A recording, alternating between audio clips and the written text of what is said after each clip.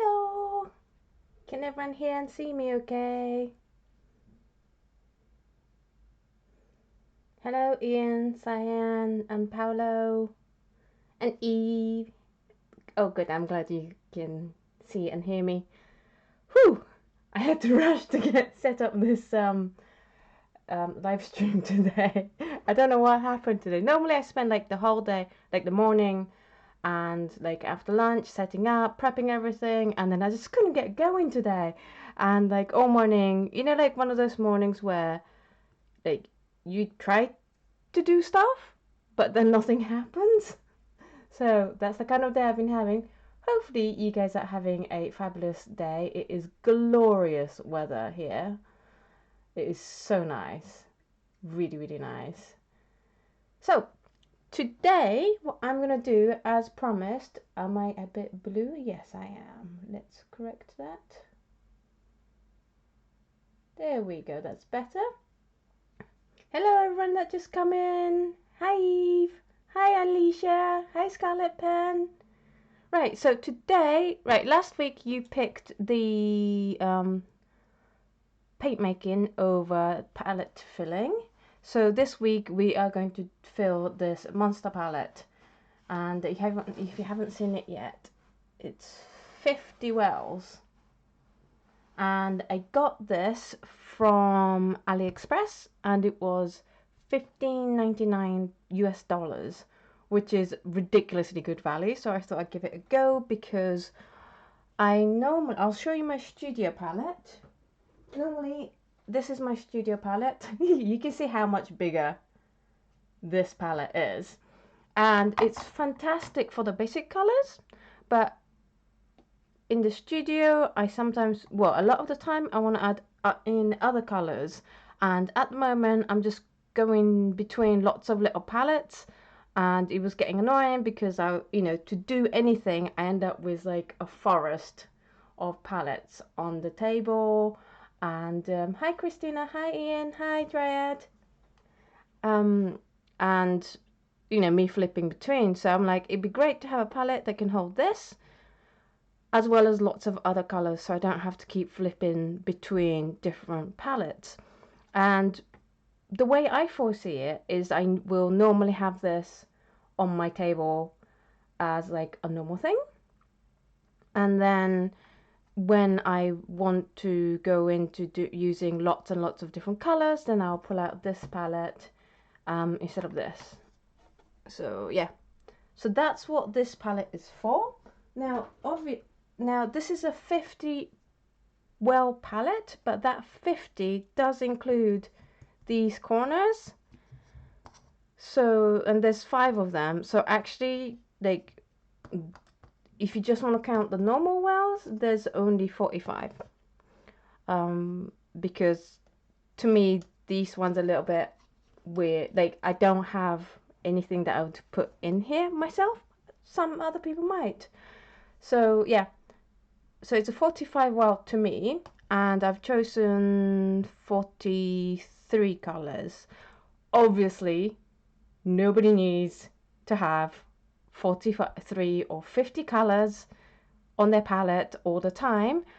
I chose 43 because I have a 50 well palette, and it'll feel silly to just like pick 12, which I can easily pick a 12 color palette and not use the rest. So yeah, it's a lot of colors that I do tend to use a lot, but like you don't need like these colors on your standard palette if you are tight for space either, if that makes sense. And the other thing is there are several paints that are different, kind of the same pigment. What am I talking about today? The same pigments, like I have Perylene Green by Daniel Smith and also Shadow Green by Holbein, which are both the same pigments, basically the same colors, but they're slightly different. And the reason why I've chosen some colors that are really close but slightly different is because I'm interested in doing single color paintings as like the next series thing. And so I just want to have a variation because I'm finding that when I paint with one color, the slight difference in the shade just entirely changes the mood of the painting. So that's why I have so many of quite similar colors. How are you guys doing in the chat? Hi Kim, hi Moa.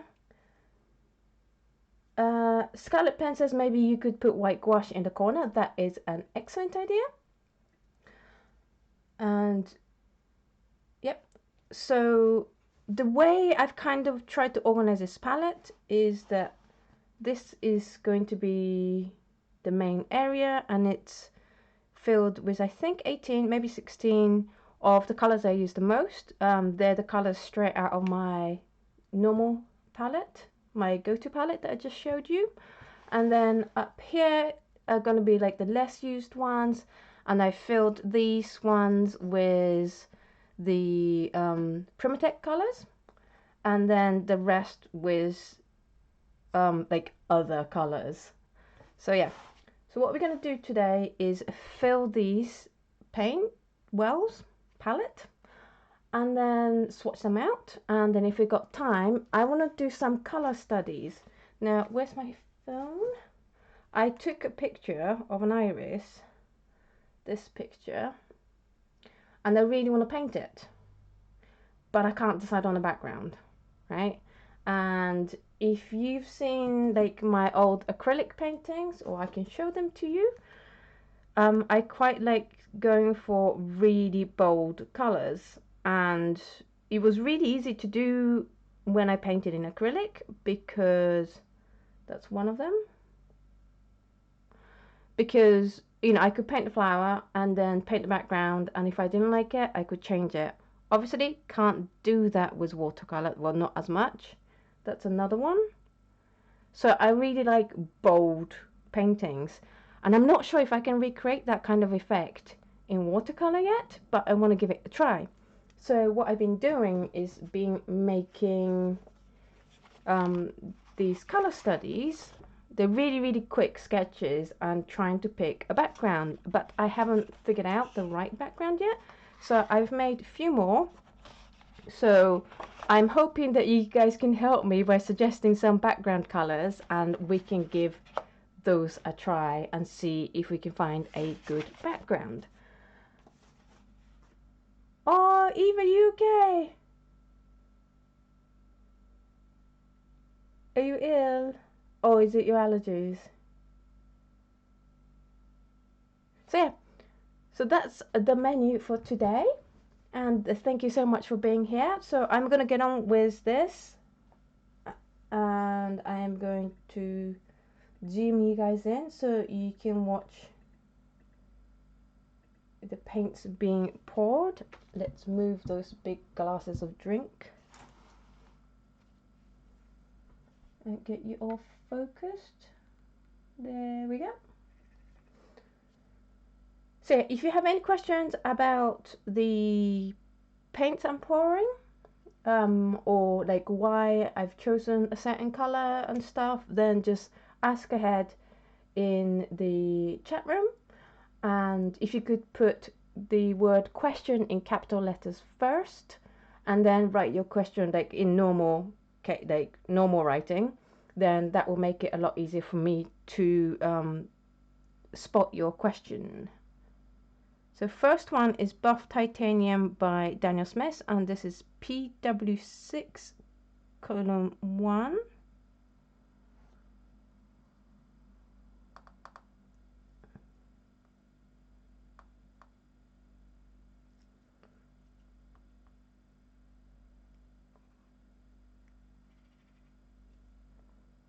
There we go. Don't worry, I won't waste that last bit.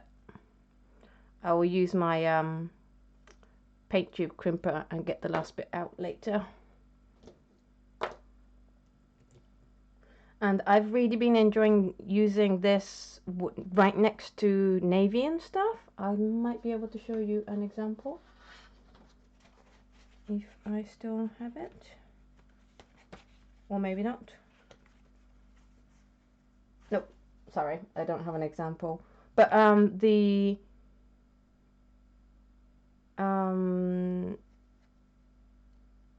but the buff titanium and things like indigo or indanthrone, when they are put right next to each other on the paper, then they kind of run into each other and create kind of like a dark and light contrast that's like both transparent and opaque, and it's really, really nice. Kim is saying, can't you start with a layer and imply where the iris should be and do the flower with the second layer? Yeah, that's what I'm going to do, but I need to pick the background color first. Next color is Vermillion, and this is the Holbein one. I really like this one because it's a very bright, very transparent yellow, and because it's a hue, you don't have a light fast problem. Yes, these are larger than the average well. I'll show you in a minute. And Vermillion, I think, is in every palette I have. So there's that one. Well size, well, this is a half pan. So that's the size difference. Oh no, Eve, go lay down. Don't worry, don't worry. Rest up. And just go chill. You don't have to worry. I'd much rather you be better. And then, like, even with this, you can see the size difference, right? It's like a little bit bigger. Which is also the other reason why I wanted to try a bigger palette, because I quite often use like this kind of size. And so with a standard palette, you can see how I have problems getting in there.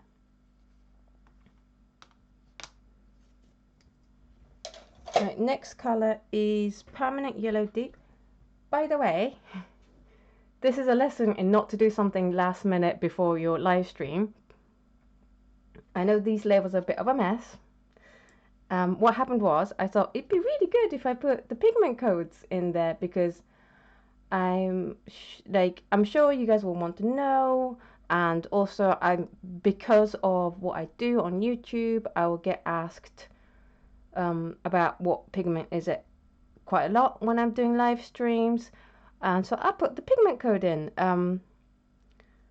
but it's kind of turned into a bit of a mess. So what I might do, if I get time to do it, is redo the labeling, maybe without the pigment code again. These are all done in Sharpies, so with a bit of alcohol and tissue, it'll just wipe off. Yes, this is a full pan, and it's that big. I'll get you a half pan as well. Oh, I like it when you find what you're looking for straight away. Like, that's a half pan. That's how big the wells are, which is great for me. I'm glad you're feeling better, Eve, but take it easy. Don't worry about the live stream or anything. If you need to go, go rest. Right, Permanent Yellow Deep. I kind of begrudgingly have this because this cancels out my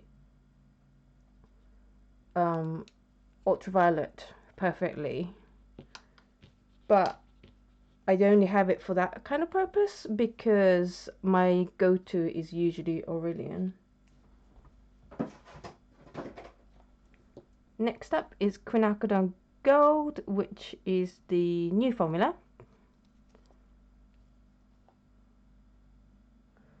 The wells are slanted, Cyan.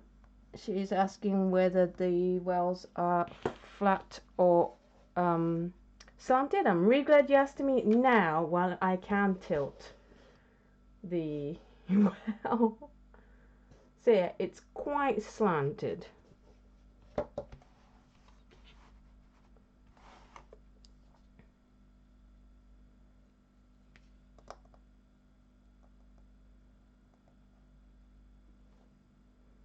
Queen Gold, for me, I use it like as a replacement to orange, because you guys all know I'm not the biggest fan of orange, and I prefer the kind of yellowy orangey, slightly muted tone that you get with the Queen Gold. Next up is transparent red oxide, and this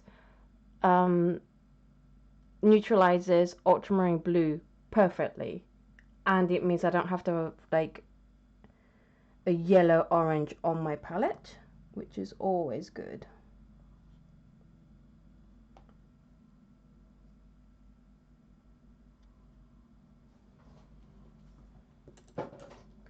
Next up is Vermillion Hue, and this is another color I kind of grudgingly have because it neutralizes phthalo blue yellow shade perfectly, but I don't use it often because it might as well be orange in my book, so I'm not gonna put out that much of it either.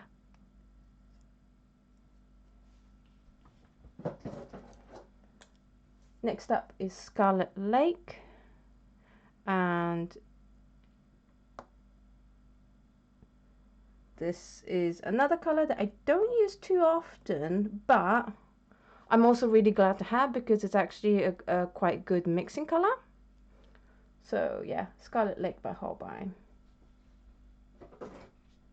Next up is Queen Coral, and this is lovely. I have this just because it's a pretty color. It's like a peachy pink, and I quite like it. It's a very soft pink as well for quinacridone. So if you are quite intimidated by quinacridone colors because you feel that quinacridone colors are quite bright but you want to give it a go, this is a great one to try.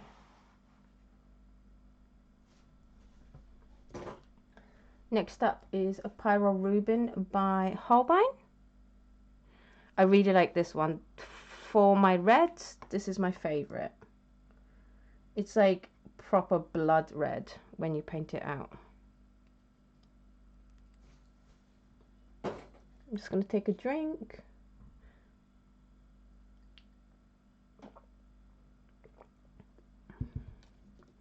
And then next up is my favorite Quinacridone Rose.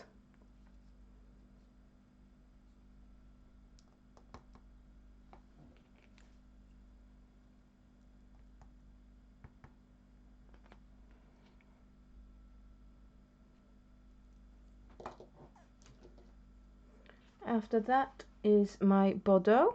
I used to have Quinacridone Violet here, but then I tried Bordeaux and I was like, that's a really pretty color and I really like it. And then I did some color mix test and I felt that Quinacridone Violet and Bordeaux was close enough that, you know, I could replace the Quinacridone Violet with the Bordeaux. Question, is this a Mugello Studio palette? It basically is, but I bought it off AliExpress as a not branded one, and it doesn't say Mugello. Oh no.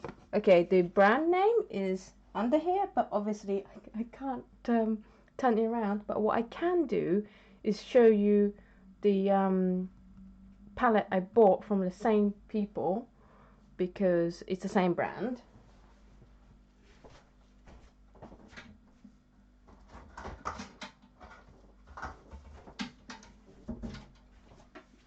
It's this brand.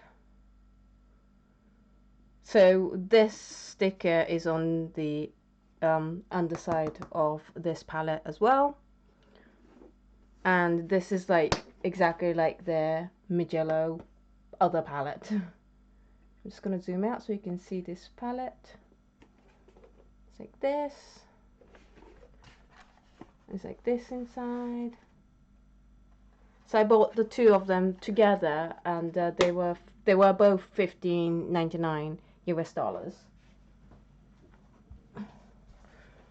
Right, let's zoom back in. And next up is Carbazole Violet. I love this violet because it's so intense. It's just ridiculously intense, and I'm only going to put a little bit of that because I know how long that will last. You only need a little bit of this color and you get like purple. And so like the iris painting that I'm working on right now, that is going to be Castle Violet. I already know that because it's the perfect shade. It's just the background that I need to decide.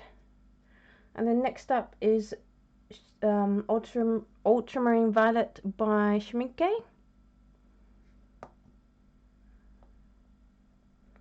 And I can put quite a lot of this out because I know I'll use it.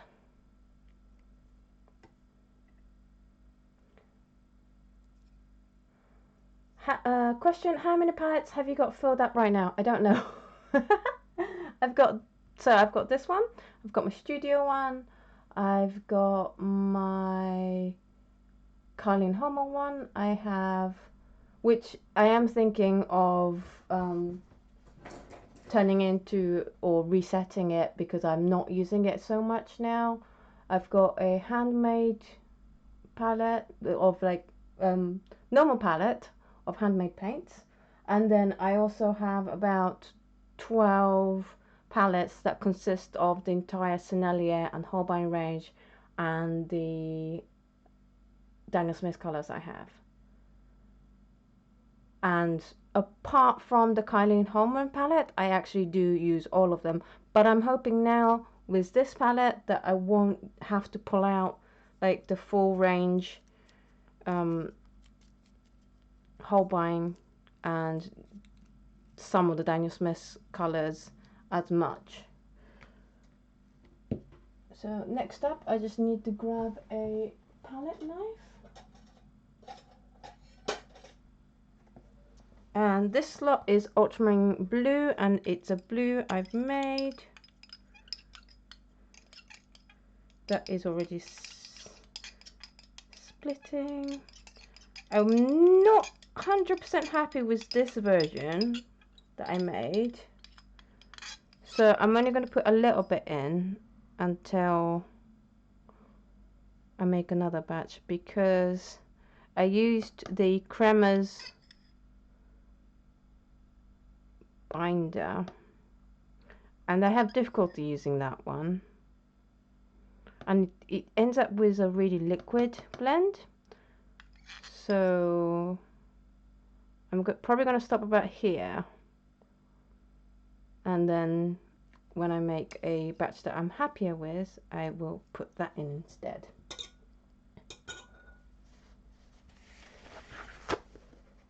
Hello Christina, hello Palm, hello Stephen. This one, yeah, I'm handmade, but just this one. No other color. All the other colors are mostly Holbein and Daniel Smith, with one exception of Schmincke here. Right, next color is Phthalo Blue Yellow Shade by Holbein.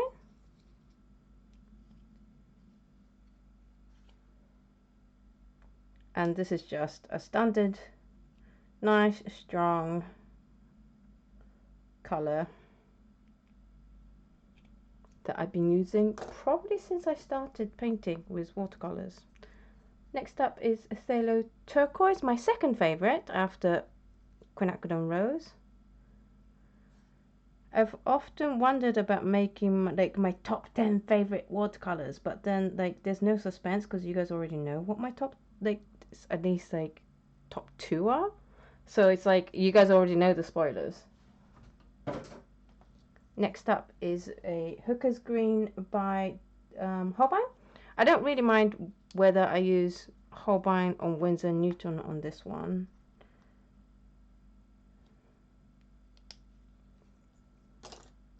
And then finally on, am I off camera? And then finally for this side, it's Permanent Green 1.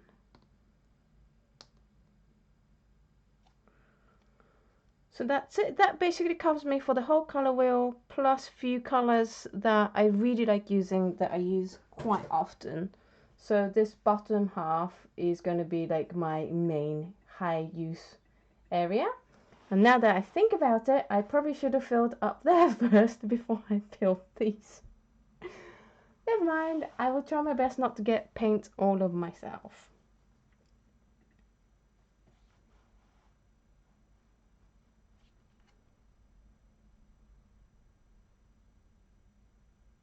Yes, I have left the link to this palette from where I bought it from, which is basically like an unbranded version of the Mugello Studio palette.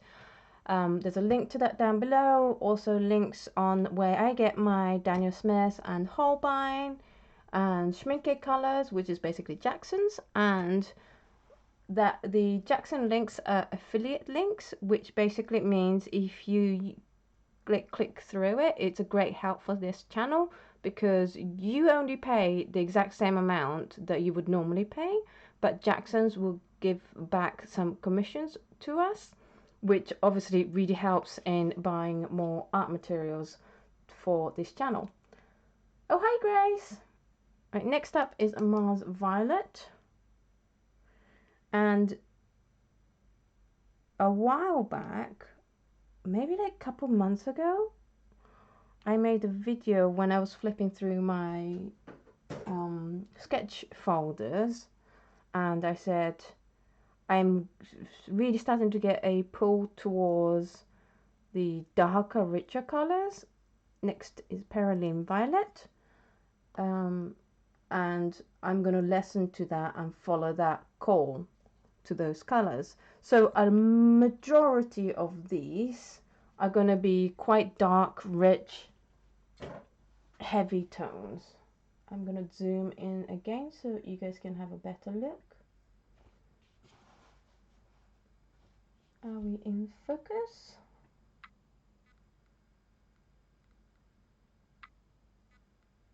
This is like being at a eye test, isn't it? Right, next up is Napstamide Maroon. This is really nice color.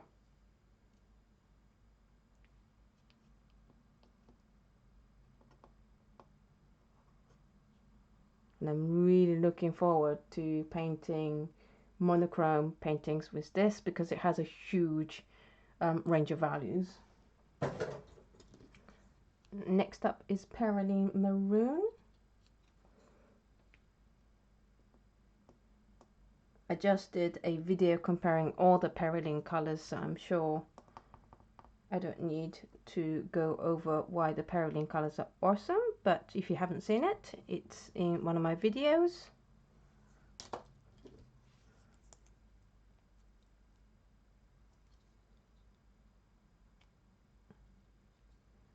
Next up is Perylene Red.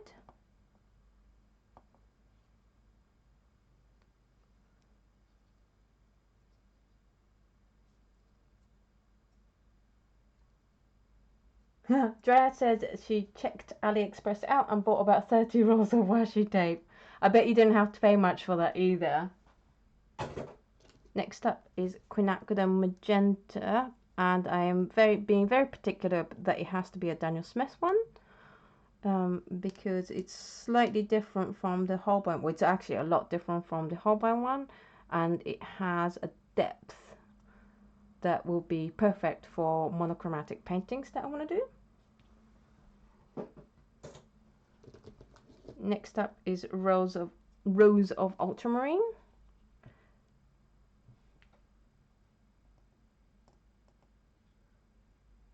Grace says this is going to be an amazing studio palette. You never need to look around for a different color. Exactly, which is why I wanted this palette, because I've spent so many days just trying to do one thing and having to pull out about 5 different palettes just to find 5 different colors.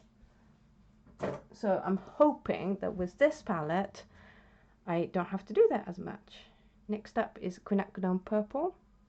And the other thing is, normally when I make palettes, I can spend weeks planning for the perfect palette, like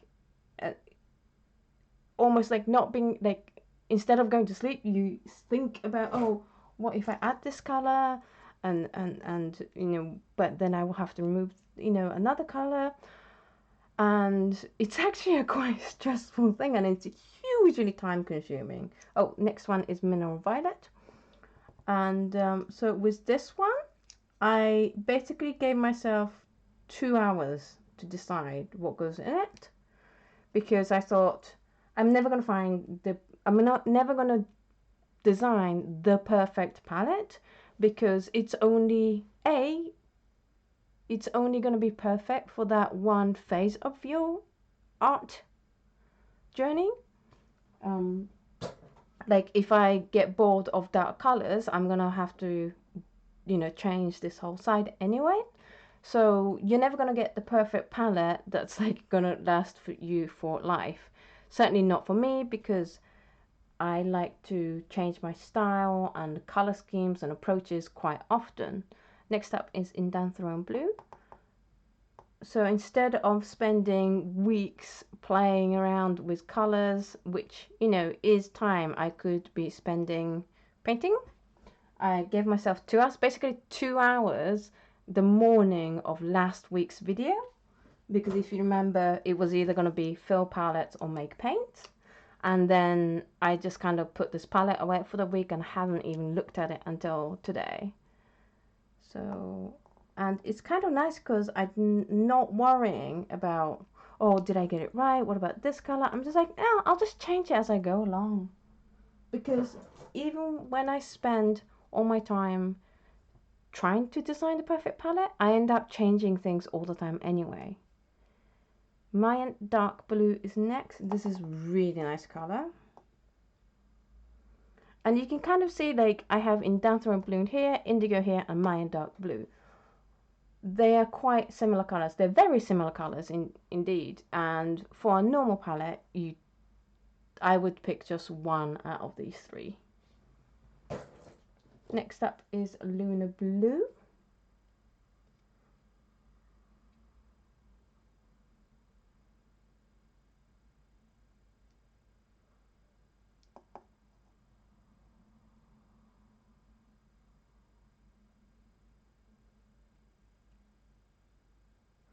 Palmyra says, my name is hard to pronounce in English and just sounds odd with an English accent. Palm is just easier. Yeah, I so know your feeling. Cascade Green is next.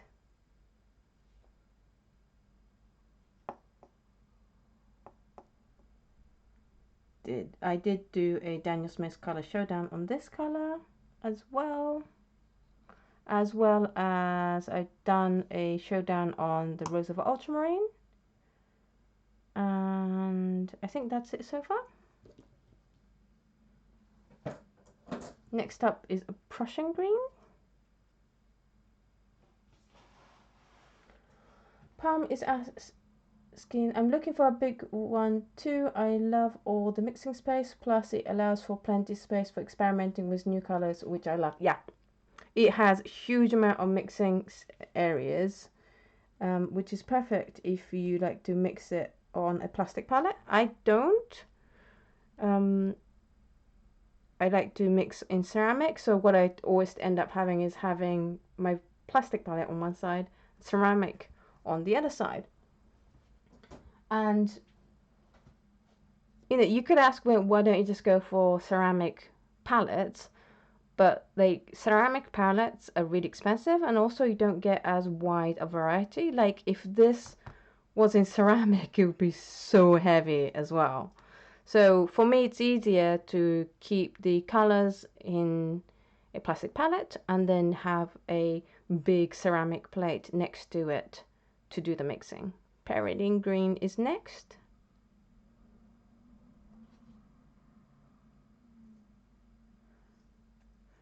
And then Green Grey by Holbein.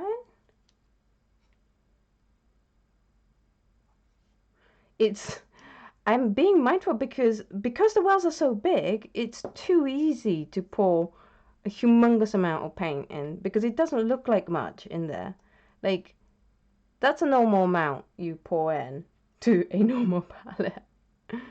but you kind of need to put like the double the amount to make it look like good relation in terms of the well size.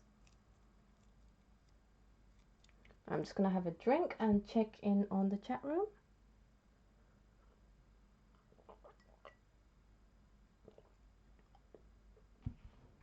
Where is the best, cheapest place to buy washi tape? Probably AliExpress. Things are so cheap there. Next up is Payne's Grey, but it does take ages. Well, this is the thing. I've heard a lot of people say things take ages to come from AliExpress, and I'm sure a lot of things do. But so far, like this palette came less than a week after I ordered. And it was free delivery. So, and I think I've ordered 3 times now from AliExpress, and all 3 times it turned up really fast. Next up is Neutral Tint.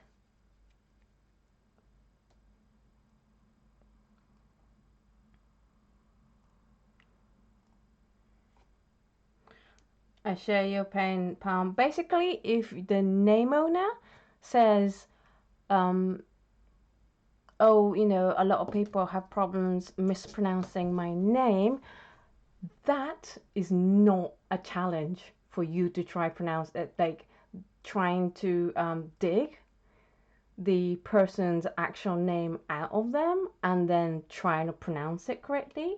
Because if they've said that a lot of people mispronounce it, likelihood is you're going to mispronounce it too. So just leave it alone.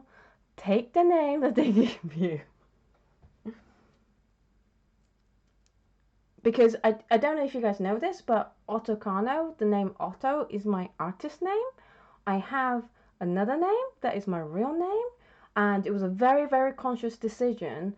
And I also don't go by my real name. I go by a shorter version of my real name anyway, because so many people mispronounce my name, and not only that, they horrendously misspell my name. Even when like my name's right there, they'll misspell it right here.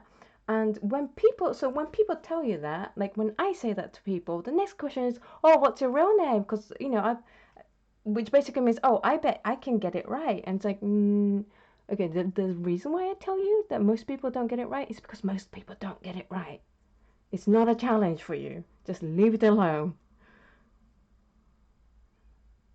They've given you a name that they are happy for you to call them by. Just take that. It means nothing about how cultured you are, whether you can pronounce that person's name or not.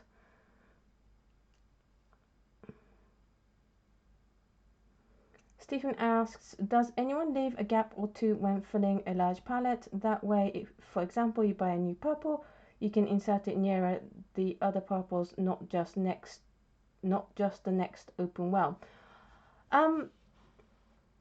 I do it this way because I find swapping paints around quite easy, because when as long as your paints are dry, you can just peel them off and then shift them along. And I think Grace asked whether I'm going to do swatching. Yes, I will do swatching after this. Oh, hey Denise! Oh wow, you made it! Thank you! It must be so early for you guys.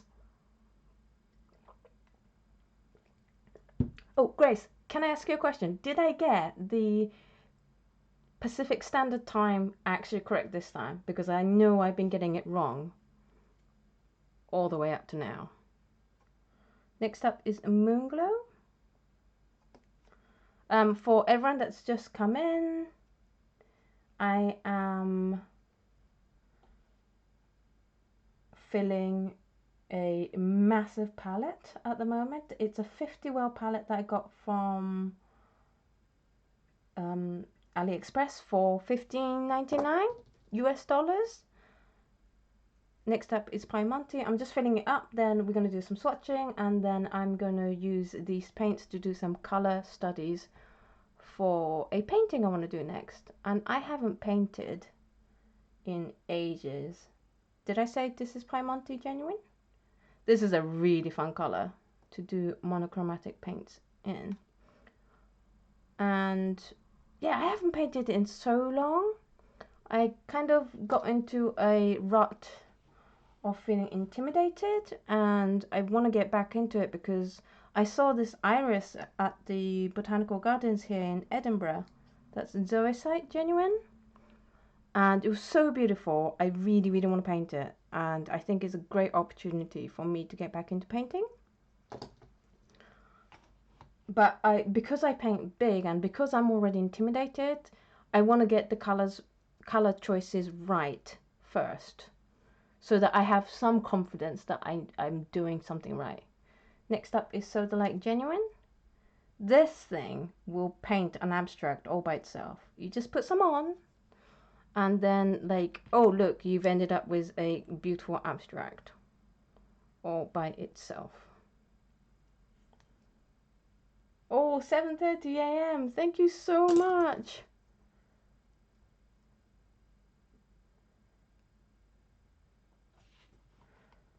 Pam says it's not mispronunciation, you pronounce it correctly, it just sounds different with the English accent. European accent sounds better. I wish you can come online and like say it to us in your accent. This one is Mayan Blue Genuine.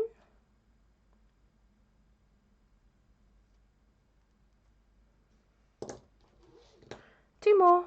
Next is Purpurite Genuine. And this is Denise's fault. Since she's here. She swatched this out and I was like, what is that colour? I have never seen that colour in my life. Like, I have the full sheet of the full Daniel Smith dot card, but this isn't on it. This is one of the several colours that are not on it. And she was swatching it. I was like, that is some magical colour. I need that colour. Next up and final is Rhodonite Genuine, and this is like a really lovely soft pink. So yay, that's all the, well, not all the wells filled because there's 2 empty ones. Denise, I know you're not really sorry, because I wouldn't be sorry if I was in your position of having encouraged somebody to explore a new beautiful color. So it's okay. Right, so that's everything filled. And I'm going to zoom out so you can see it. What do you think?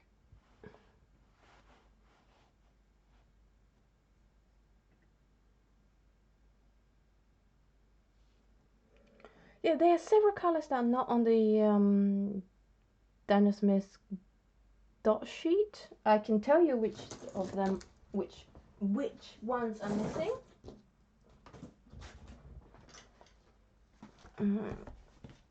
Just put my big palette aside.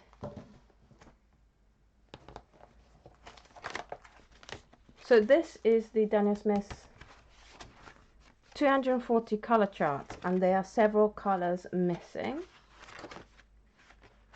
I mean, you get a lot. It's missing a Quinophthalmon yellow. I have never been good at pronouncing words that I don't know how to pronounce already. Palmer is asking, I read that Rhodonite is not light fast at all and has a weird discoloration. It made me hesitate to buy. Did you encounter that? Not yet, but that's because I haven't used it much. I can totally try do a Rhodonite color fast test. It just takes a really long time to get any results in Scotland because we don't have as much sun as California, but I can definitely write it on my to-do list. This is my to-do list, and test it out for you.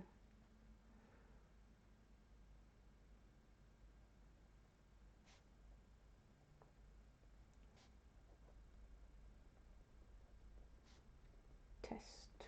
There we go. Then I'll remember. So the Quinophthalmon yellow is missing from the dot card. The Quinacridone Scarlett Hue is missing. The not the Rhodonite, the Purple is missing, of course. And King's Green Turquoise Genuine is missing. Malachite Genuine is missing. Yavapai Genuine is missing. Terra El Colano. Did I misspell that? Terra El Corano. I am so sorry for butchering these pronunciations. The Duochrome Green Pearl is missing. It's really hard to see which ones are missing on these ones. The Duochrome Violet Fantasy and Interference Copper is missing. Interference Red is missing.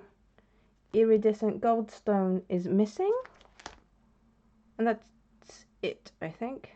So quite a few, really. But I mean,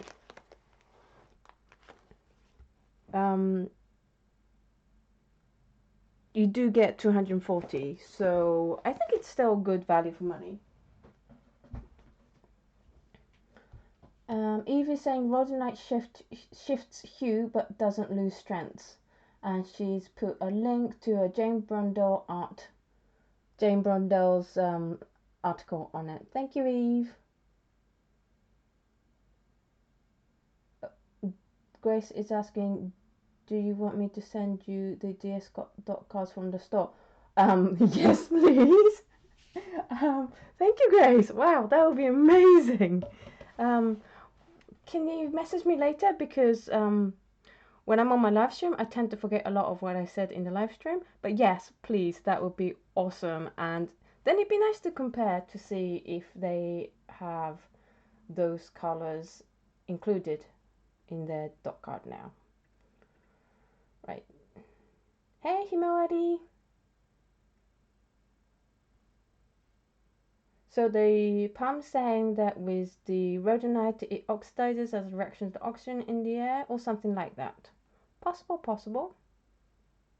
Right, so let's swatch these out.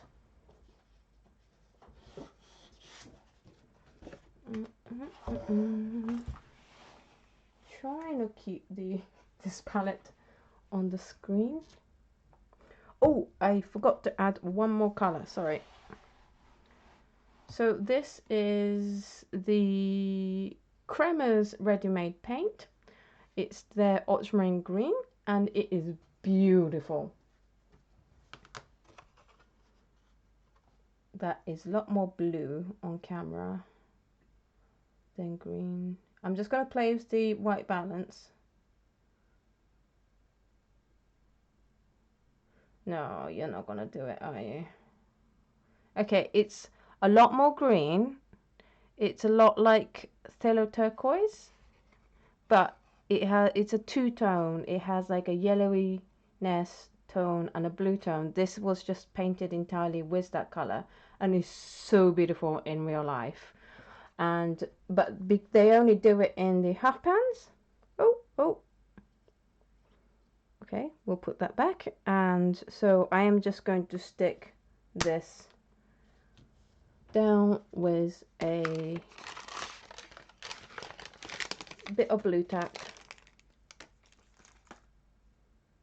Oh, that'd be awesome. Thank you. Thank you, Grace. Grace is awesome. And I think I'm just going to put it over here. No, maybe over here. Yeah, I'll stick it over here. And that is a great thing about having these massive palette. You can easily add probably about 20 full pans here if you really want to. But you know, it is already 50. So that's entirely up to you. Right, let's swatch these. Do you have any questions?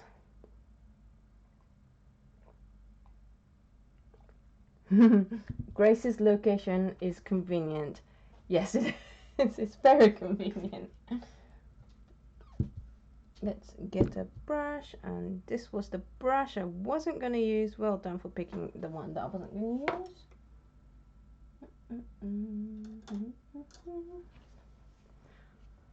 So we are going to start with buff titanium. I'm going to start on the bottom row and then work my way around.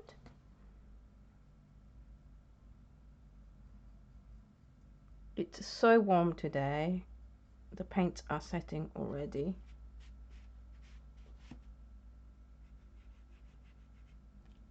Buff titanium, but it's not buff titanium, is it? I've written buff titanium, but it's not. I'm pretty sure it's not. It's buff titanium. Oh no, it is buff titanium.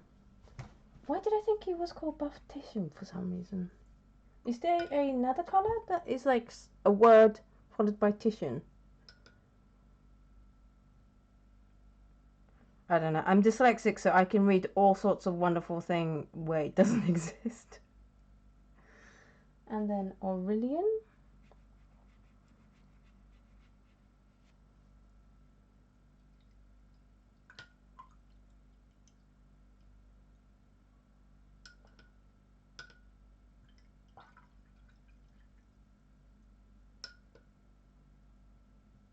And then Permanent Yellow Deep. I tell you what, because these wells are so huge, you've got enough area to just mix the water and the paint right in the well. It's so good. I'm really happy with this palette. And as I said before, no, I don't need it. Like, no one needs a 50 well palette. But also, for me, it's going to be very convenient. That was Queen Gold, by the way.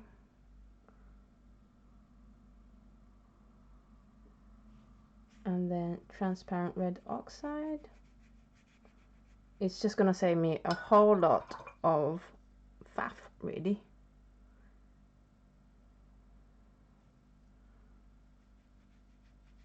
And then Vermillion Hue. Oh yeah, I might have meant nickel titanate yellow. I'm not sure. You're saying welcome to the dyslexics club. Yeah. I am moderate to severely dyslexic, depending on time pressure is the diagnosis. But didn't stop me from getting a PhD, so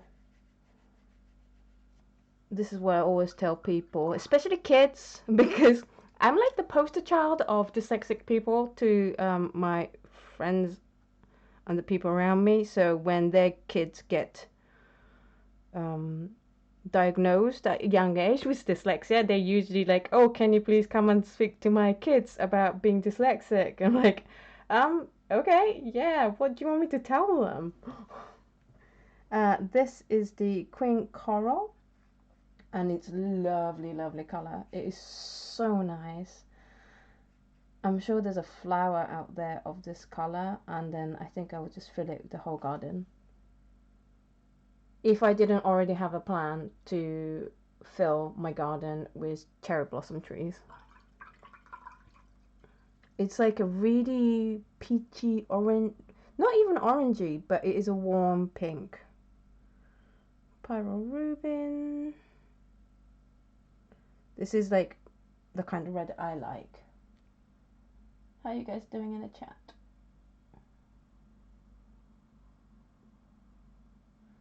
Saying dyslexia, that is why I never write anything right. And I believe you just got a master's in engineering. So yeah, dyslexia doesn't need to get in the way of achieving academically very high. Right, Cyan? It's a really nice red.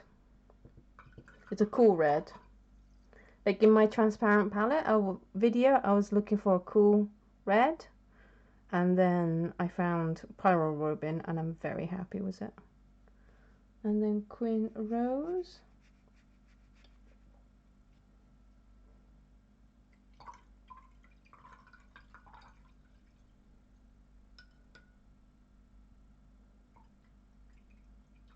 In the chat, they're talking about how Denise filled her massive porcelain palette, well, all the way full.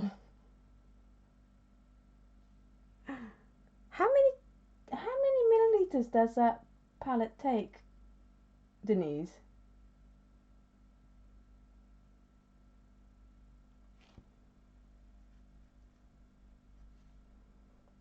Where am I? Bordeaux.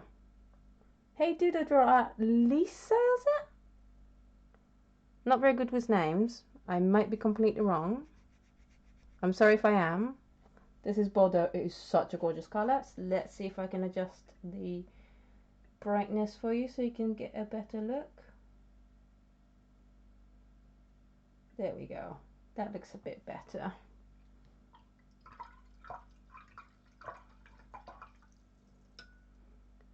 Yeah, there's so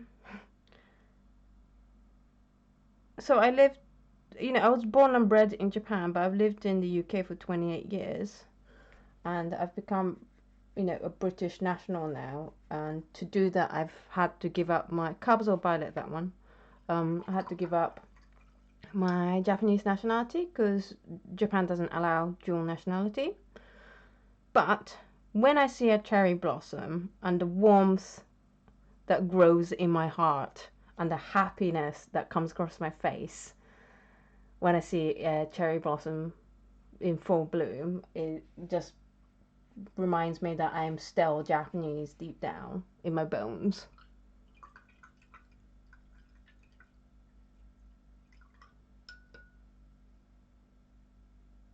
Denise is saying if you did them all the way, probably 10, covering the bottom is like I did, is 7 to 8 milliliters. So if you haven't seen it, Denise has a video of where she filled the big porcelain palette, and their wells are huge, really big. And this is the ultramarine blue that I'm not quite happy with yet. Yeah, see, I'm definitely going to work on this batch more.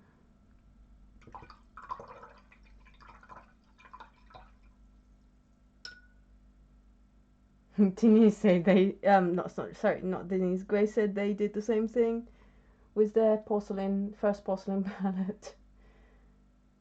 Felt like they'll never get those colors used up, but it's pretty. Yeah, it's pretty when you have a perfect palette that's filled.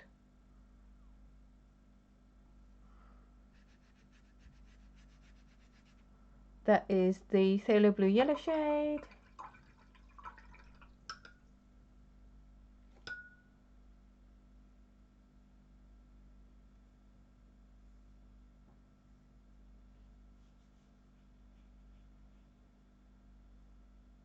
Oh, Grace, you live right next near the Yeah, I've heard about this. So Japan sent like a whole ton of cherry blossom trees to University of Washington, was it? Campus. So they have like a huge line, the way we plant cherry trees in Japan, which is just en masse everywhere, everything, because it is our most revered plant. It's a national, no, is it a national flower? Yeah, I think it's our national flower. It was certainly the national flower, the flower of my borough, because, and my junior school was actually, if you directly translate it, it translates to School of Thousand Cherry Trees. So for me, cherry trees are very, very important. And like here in Edinburgh, you kind of get like one or two here and there, and I'm really glad that we do, because that really warms my heart as well. Grace is asking what my favorite phthalo shade is. Phthalo Turquoise. It's literally like the second favorite color in the whole world. And so I do like Phthalo Turquoise. I really like the Phthalo Blue Yellow shade, bit more than the Phthalo Blue Red shade, where am I? And then this is the Crema's Ultramarine Green. Such a nice color. So intense as well.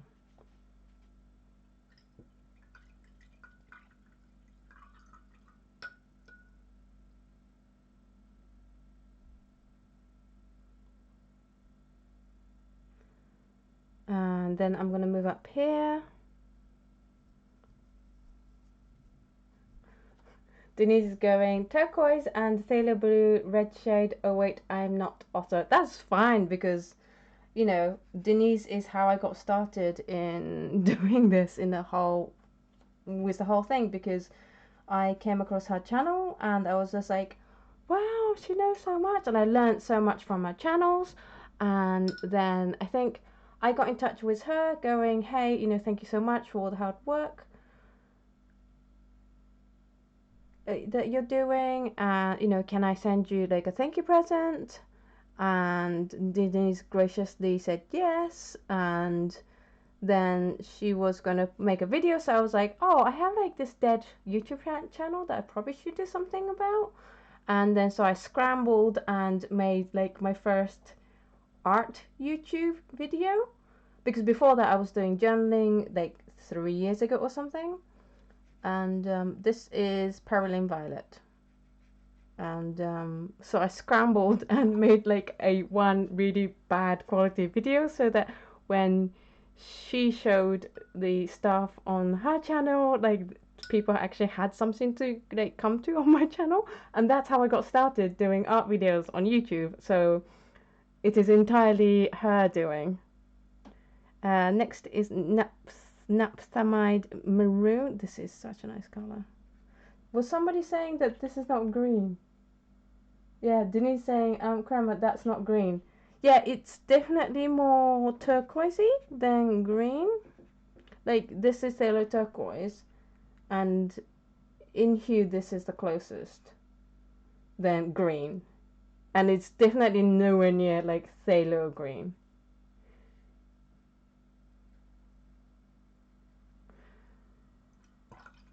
Next up is Perineum Maroon.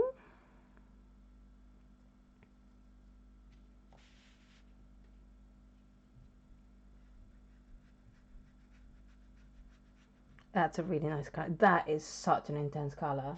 I'm just going to adjust the brightness for you guys, so you can see how bright this is. There we go. Sun's going to come into the room any minute, and that's going to play havoc with the light. So if you see it going too bright, then just let me know and I'll adjust it. So like you see here, there's like 3 very, very similar colors. And if I was doing a more limited palette, I would definitely pick one of these 3 rather than all 3. But when I'm doing like a monochromatic painting, especially abstract, they give completely different atmosphere. So that's why I've chosen to have all 3 there. Perineum Red.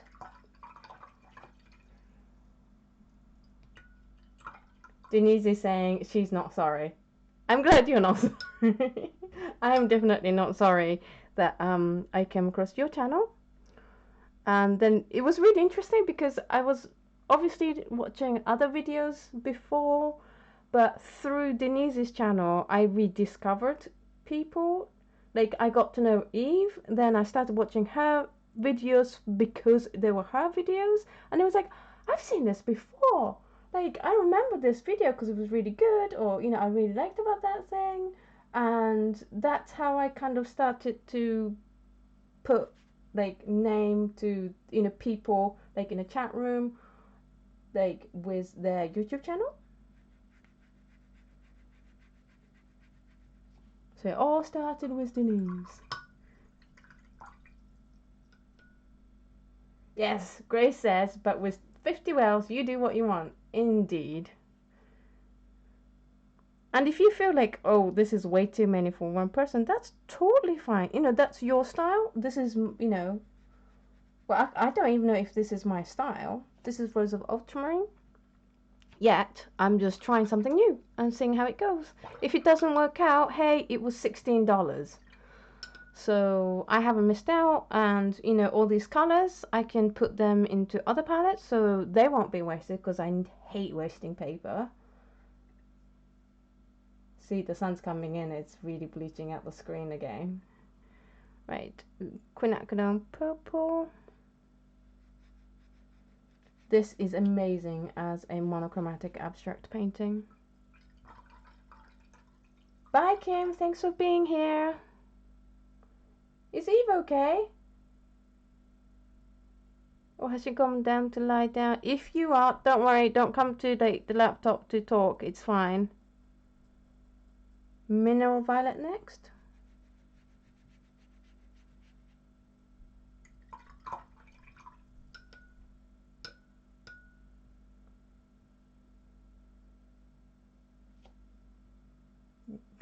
Grace is saying that their 18 well palette scares them.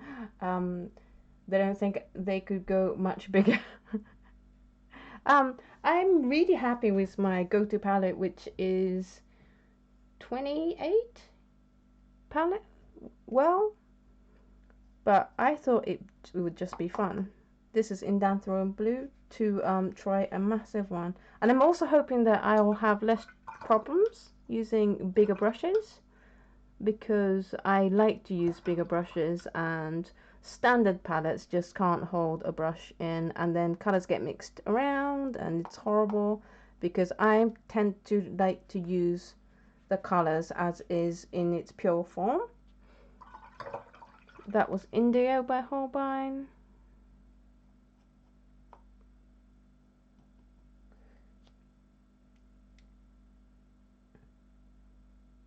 Yeah, Denise, Eve had low blood pressure earlier in this live stream, so I'm just wondering if she's lying down for that.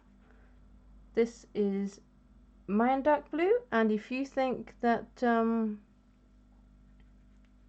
these two are very similar, although this one is a hue, like I think it was Paolo that was saying Mayan Dark Blue and Indigo is basically the same pigment.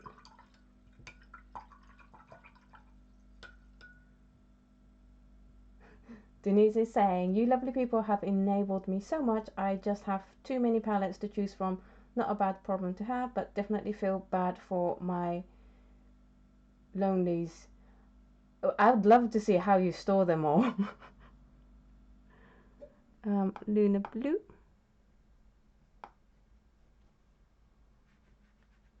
I really like Lunar Blue. I did a Daniel Smith color showdown of this color as well. I think it was I can't remember. The side effect of I have news. I have news about my health. Yeah, Paolo saying it's in indigo. It is indigo in both indigo and Mayan Dark Blue. And he knows because he's friends with the guy that worked on the team that worked on the Mayan Dark Blue. I think. Correct me if I'm wrong. But my health news. So you know I've been ill since October last year. So what's that? 8 months? And you know I've had this really, really awful cough, and it was making me really ill because I would cough so much that I would, I'm sorry to use the word on live stream, but be sick or be ill. And there were times where I couldn't eat solid food at all, and I could only like smoothies and liquidized things, and there were days where I couldn't keep any food down and stuff. And obviously, because I'd cough all night, I wouldn't be able to get a good night's sleep. Sometimes on like 4 hours sleep and stuff. And it's all gone. It's all fixed. I was on heavy medication that wasn't working, and I'm off all meds. I'm still recovering, like I still get coughs a little bit, but on the whole, I barely cough now. I get good night's sleep, and it's all fixed. And all I had to do was give up gluten and dairy. That was it. That was literally it.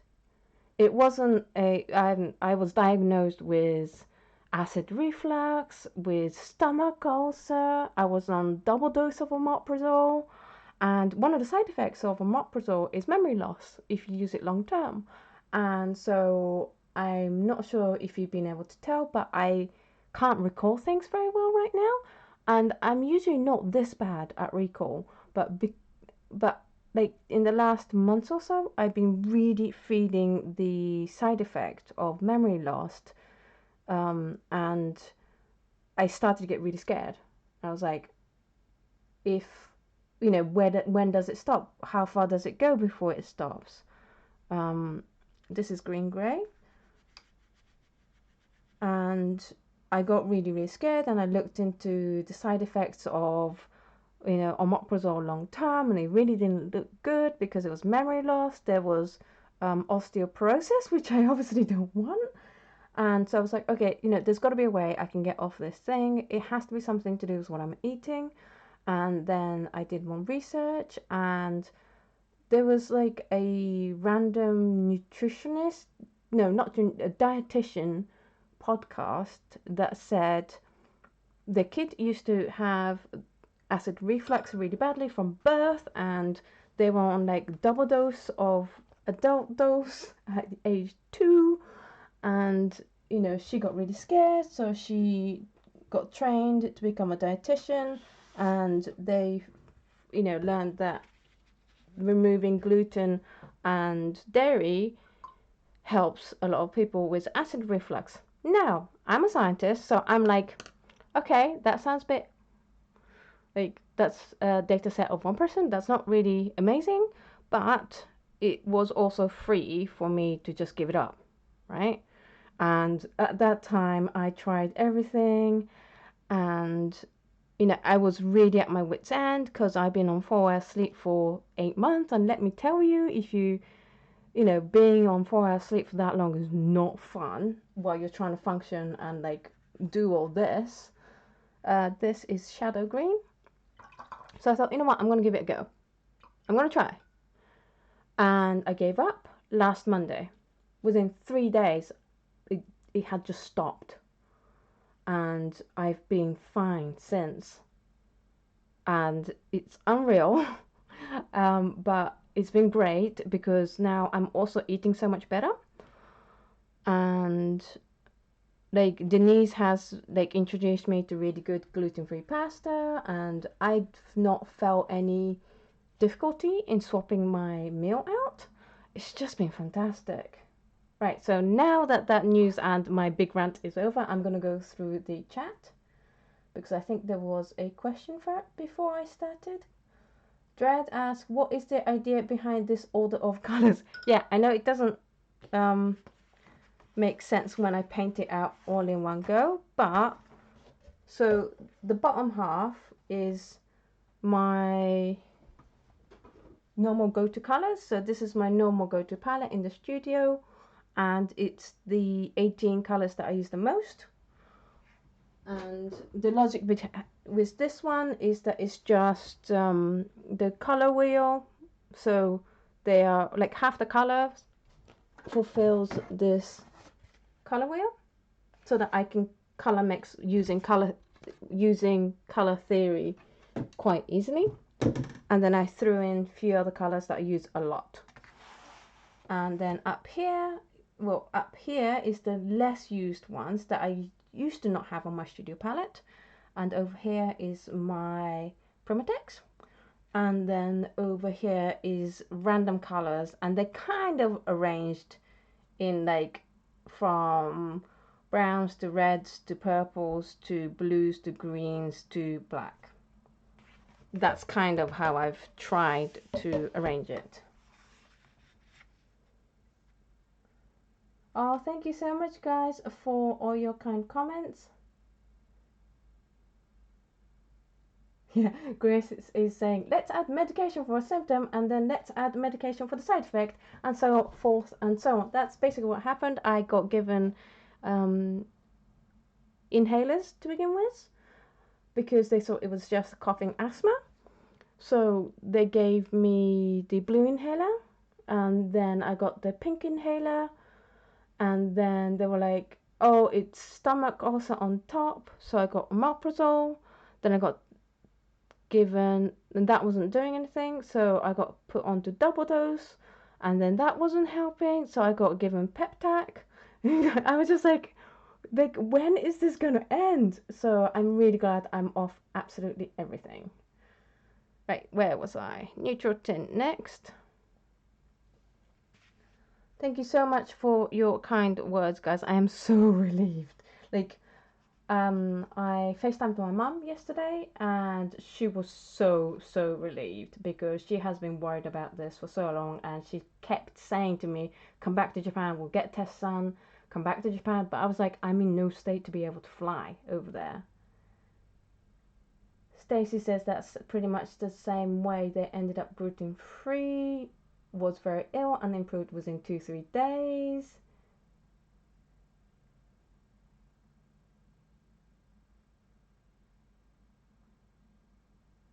Yeah, a lot of people I think struggle with gluten, and I've been just so amazed at how much difference it has made.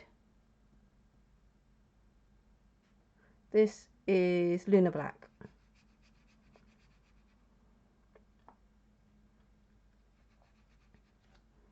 I'm just going to have a drink.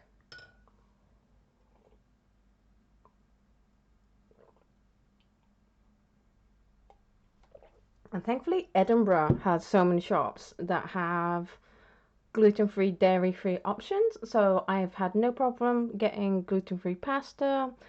I've also found soy yogurt, which is the most delicious yogurt in the world. Even if I can eat dairy again, I think I would get soy yogurt because it's so much nicer. This is Moon Glow.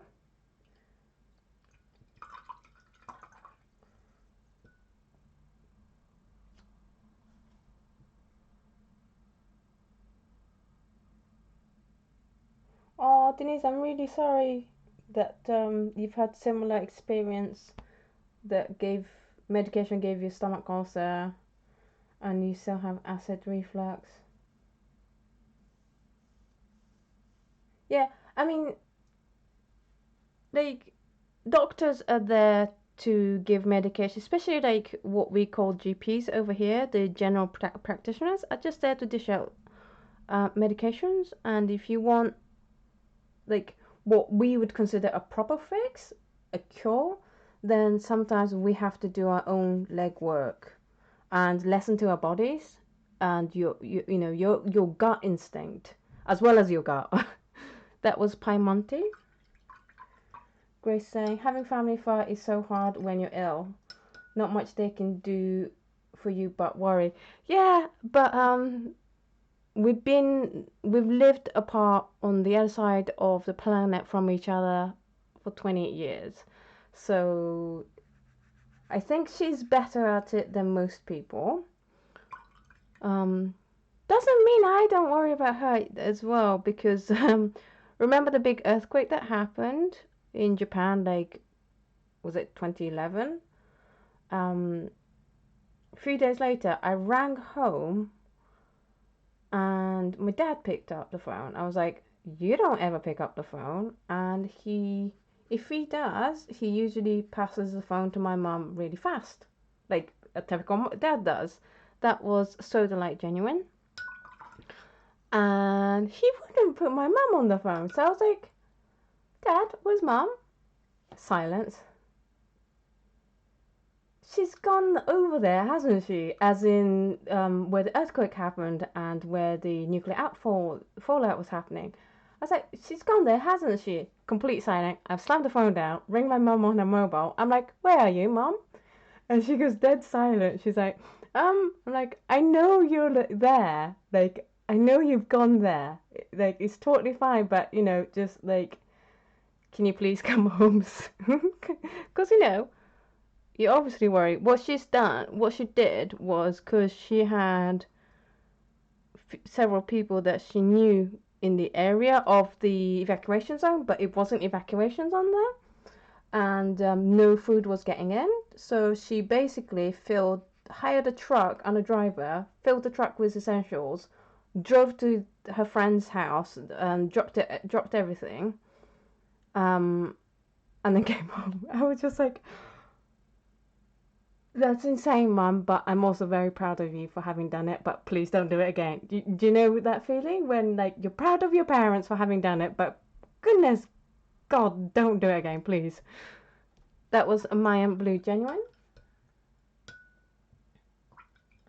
I did worry about my mum, but I also knew how tough she is, and that, and one of the things you do have to get used to if you live away from your family since from the age of 10 is you do have to deal with the fact that they are going to be family members and probably close family members that are going to die without you being there. And that's just part of my life that I've had to come to terms with. So, like, my thought was, well, like, if she dies there, then she died happy doing something she believed in, and as her daughter, I have to be proud of her for that.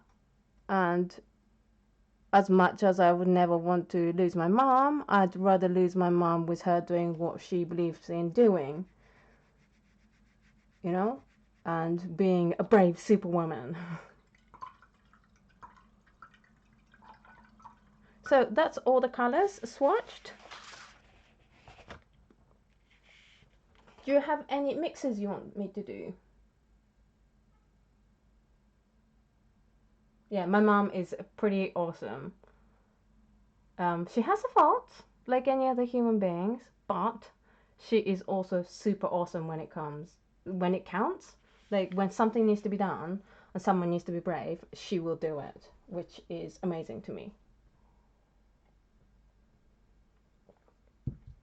So if you want me to try any kind of color mixes before we move on to color studies, I am happy to do that.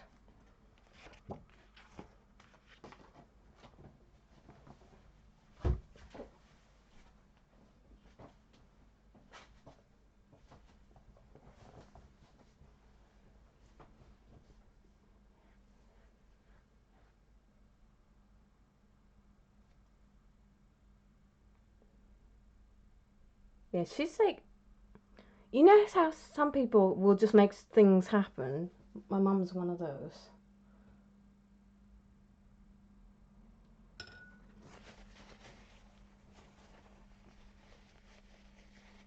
Oh, any requests?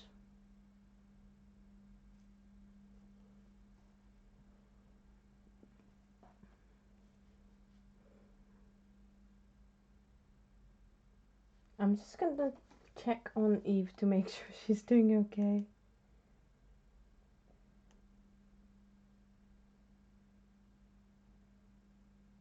I'm just checking my Twitter messages. See if she's... No, that's okay. I'd rather she rest. Oh, I'm sorry you missed the palette filling. Okay, so if there's no request, I am gonna move on with my color studies. So I'm just gonna explain what this color study is about first for people that come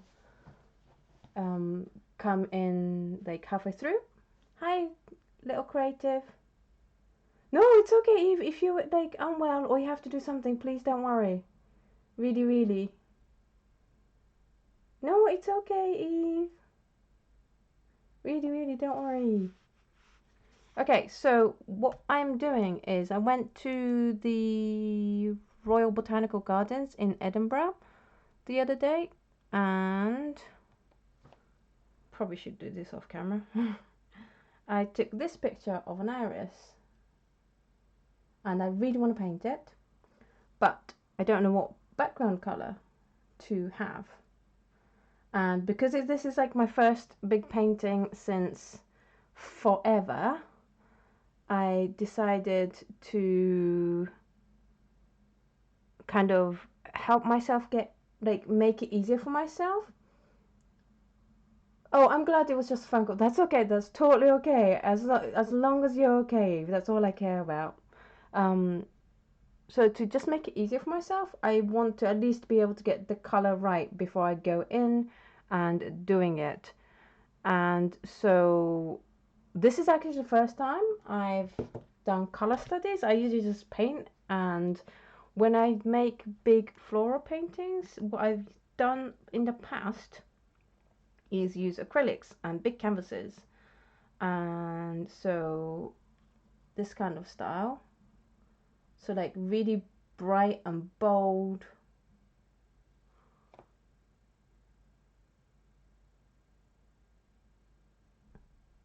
like this.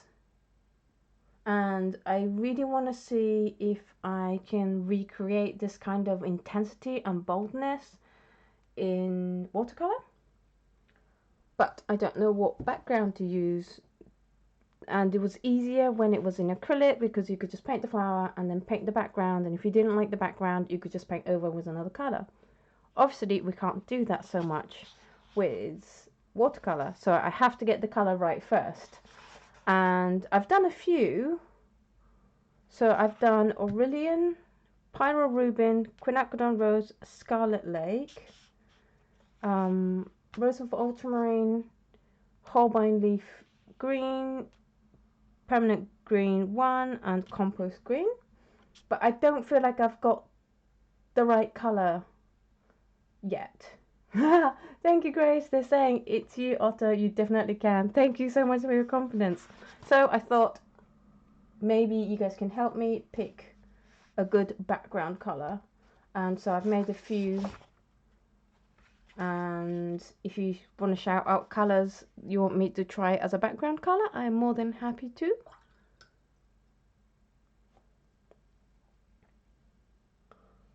Strong bold yellow will do the trick. Well, I did Aurelian.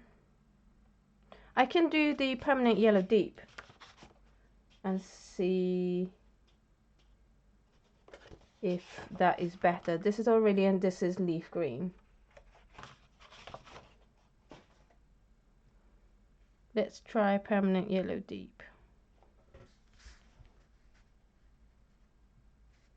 Queen Gold, okay, yeah, I can try Queen Gold next. The tricky part is getting boldness and not going too, like, I don't want it too dark as an overall impression, which is why I didn't want to go with like a natural green, because I feel like if I went with the green that iris leaves naturally have, then the painting is just going to be too heavy overall, and I don't want that. I want it nice and bright. Oh, thank you for linking my paintings, Eve. You're awesome. I'm so glad you're not. I'm so glad you're okay and that you weren't ill. So that's permanent yellow dip. It's nice, actually.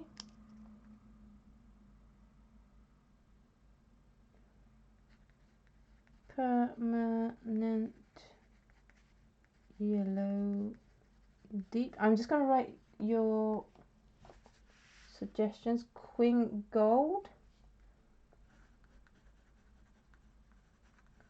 dark forest green. I think because the Cobalt Violet is so dark, if I put any dark greens, it's just gonna look really, really dark.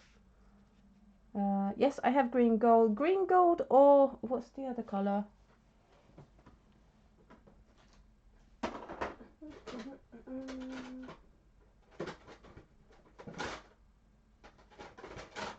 That's Holbein.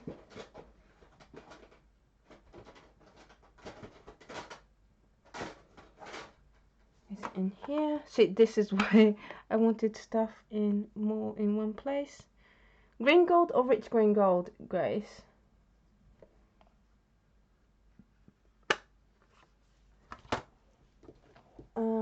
Palm is saying, oh, it's gonna have green iris in the flower. Hang on, let's check.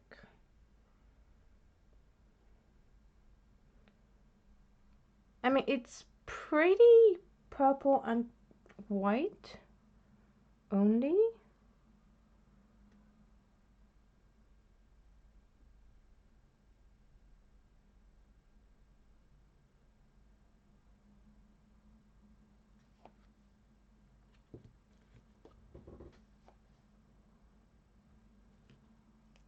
So we're gonna try green gold. Let's do Queen Gold.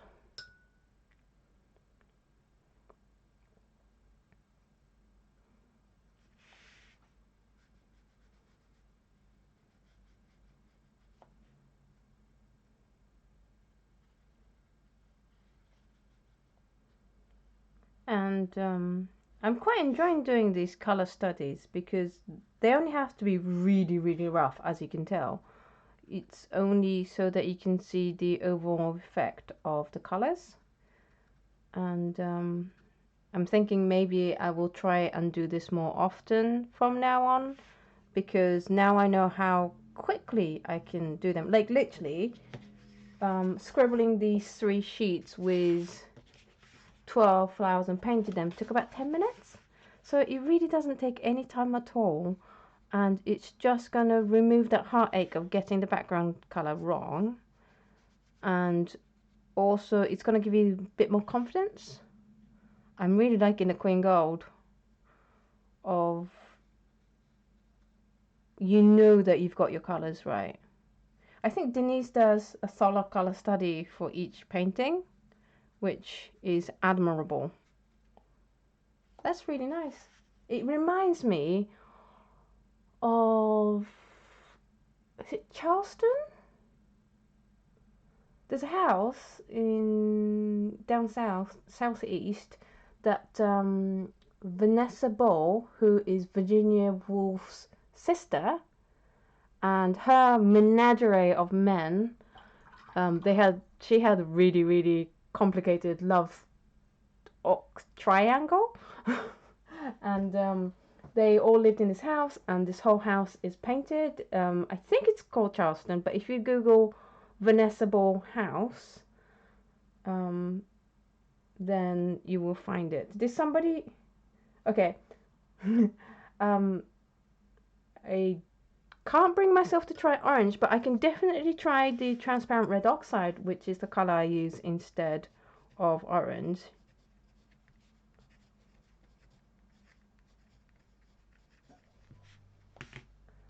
Denise says my color studies are ridiculously messy. I think that's all it needs to be. Thank you, Dryad, for knowing my color taste. I really struggle with orange. Green gold, wasn't it? Might work. I have hopes for green gold.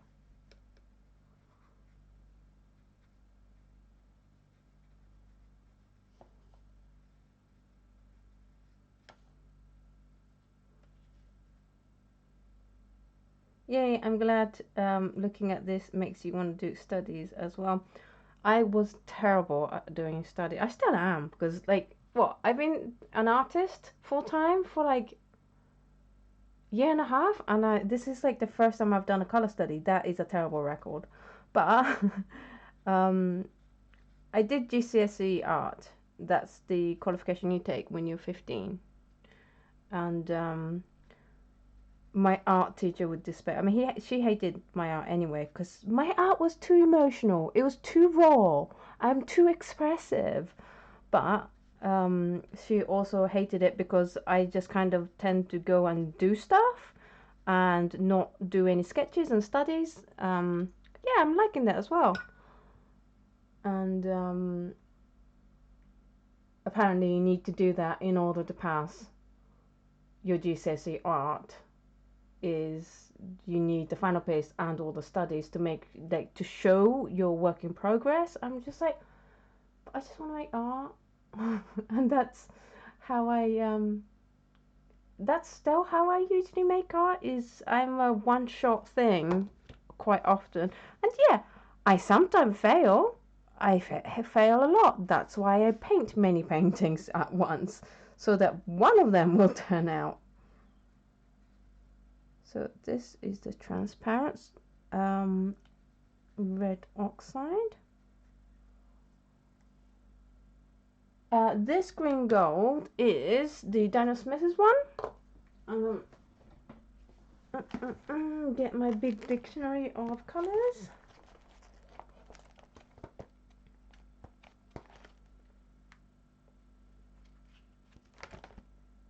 green gold, where are you, is PY150, PY3 and PG36.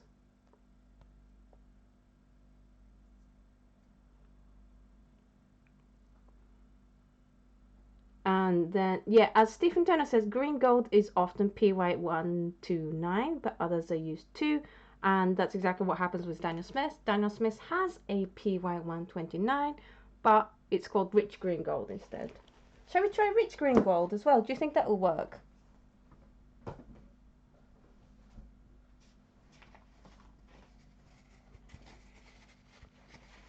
Ooh, what a compliment. Thank you, Ian. He says it somehow reminds me of William Morris wallpaper. That is very much a compliment. Thank you.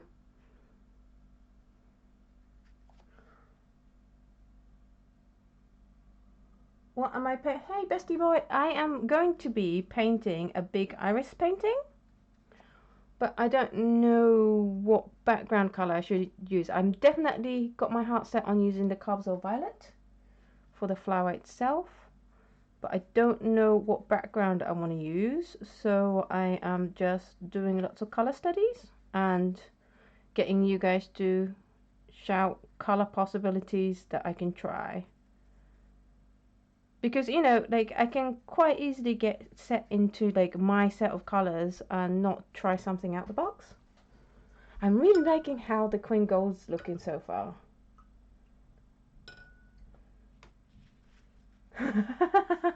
Eve says, art being too expressive, this is such a bat poop concept. Bat poop, that is an awesome word. Thank you for giving me a new awesome word. Shall we try the rich green gold?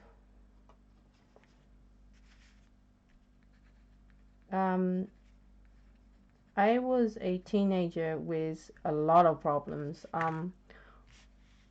and so, you know, I had a lot of family problems, and I had meant like that's 50, I was 15 back then, like 13, 14 is when my bipolar showed itself, and I used to have a lot of different mental illnesses back then, and like bad behaviors like anorexia and self-harm and stuff. So I mean, fair enough, I had a lot of emotions, but yeah, apparently you're not supposed to show emotions. You have to plan everything and do it as it is, which is why now I never do.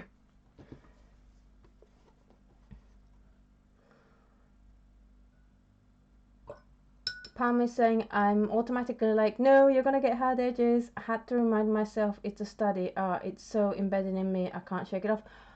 I totally get you. I was thinking the same when I was painting the trans red oxide, but that's the beauty of doing a study, is so that you know, like for example, I've already learned that transparent red oxide, yeah, I can't just like stop painting and like start chatting because I will get a hard edge. Also, quite hard to get an even tone. It's very easy to mess up the intensity, the value, so probably not going to use that. Whereas like Queen Gold is actually a pretty even color, and I quite like the slight mottleness that Queen Gold brings. Oh, I'm really glad. Cyan's saying this has been inspiring me to try paint something bold on almost full sheets of arches. Honestly, painting full sheet is so much fun because you get to use your arm rather than like your whole arm for lines.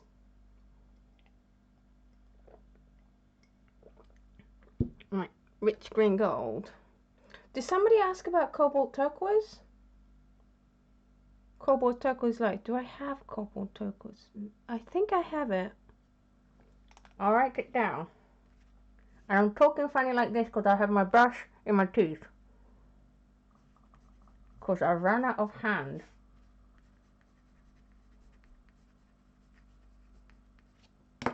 There we go. I can speak like a normal person again. No, Science saying, I'm just afraid that I will end up painting with Bun Bun. So this is rich green gold. Rich green gold always makes me think of really cheap, really used up green tea. I don't know why. Well, it's because it's like poor quality green tea is this color. And it's so depressing when they serve me that kind of tea.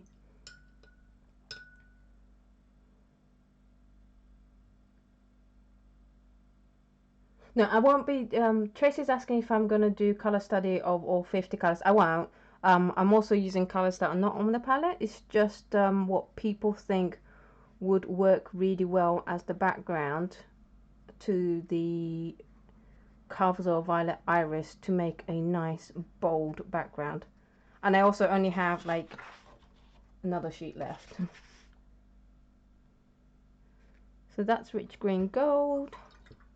I'm gonna look for my Cobalt Turquoise Light.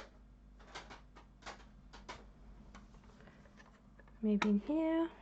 Yep.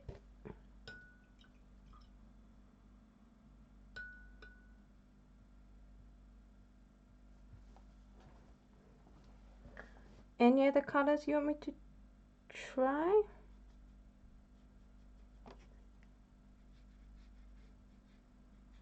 Oh, it's different.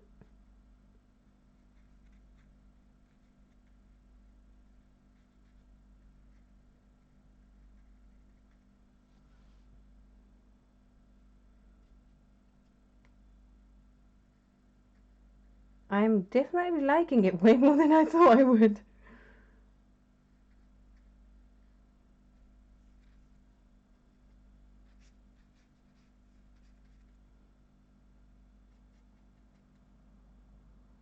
Yeah, of course I can put the green gold next to the rich green gold for comparison. I'm just going to paint this first.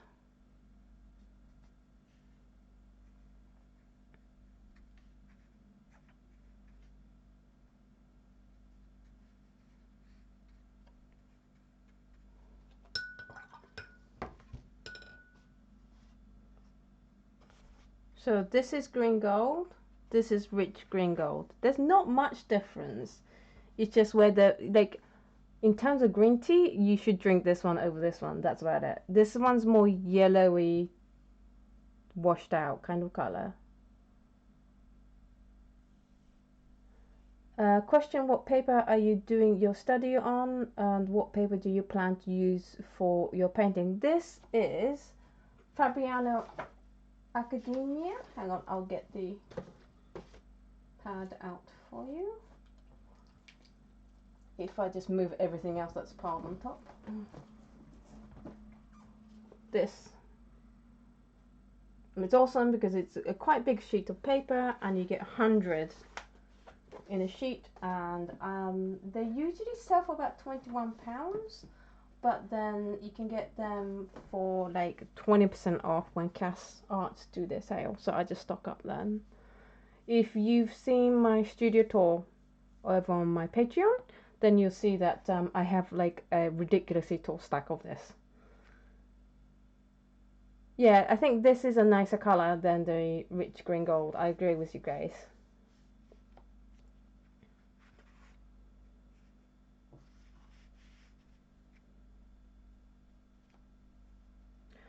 Does Holbein do a green gold? I'm just gonna check. Like about a couple months ago, I knew all the Holbein colors off by heart, but because of the side effect of the memory loss, no, Holbein doesn't. They have a greenish yellow, but that's kind of like the rich green gold, so.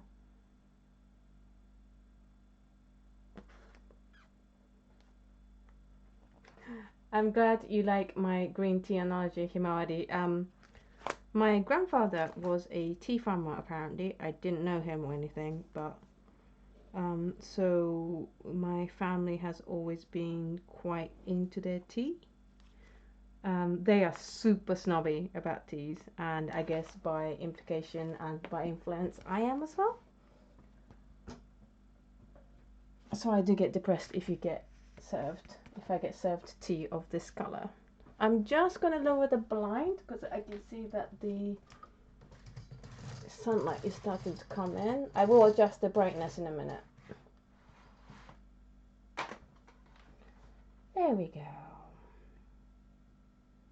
So it's going to keep the room a little bit cool as well. It is so warm today. Shall I just pick random colours? What about Cascade Green? Let's try Cascade Green. Sometimes you kind of gotta do random stuff for surprise. Question, is memory loss reversible now that you've stopped the meds? I really hope so. Oh, okay, definitely not Cascade Green.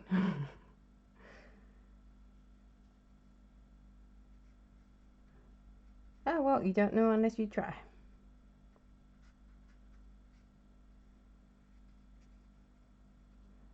I'm hoping that it will come back. I'll be able to tell you in a few months whether it has come back or not. Well, you'll be able to tell because I'll either be doing the same amount of ums and ahs and not being able to remember names. Like before, I just learnt a lot of pigment codes and what paint had what pigment for the standard colours, and now I can't remember anything.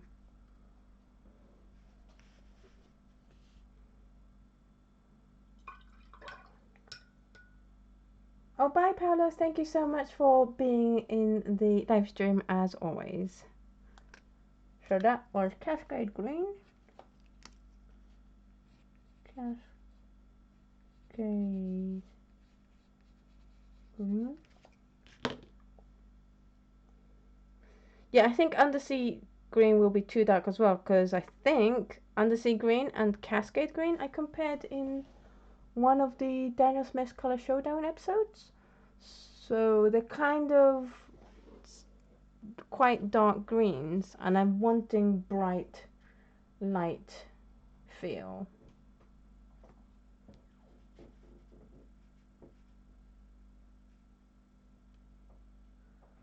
Ooh, that sounds interesting, Denise. Please expand more. She's saying, I don't know for medications, but with chronic pain, memory loss, the science behind it is truly fascinating and makes a lot of sense when you think about why it happens. Where does it happen? Please tell me. Naples yellow. Yeah, I think I have Naples yellow somewhere. Somewhere. Hang on. I know I have a Holbein one.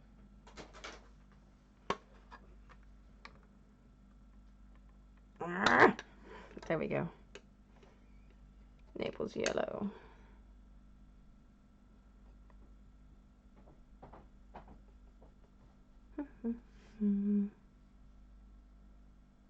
Chromium green oxide. Do I have chromium green oxide? I'll check. Ooh, Naples yellow's nice.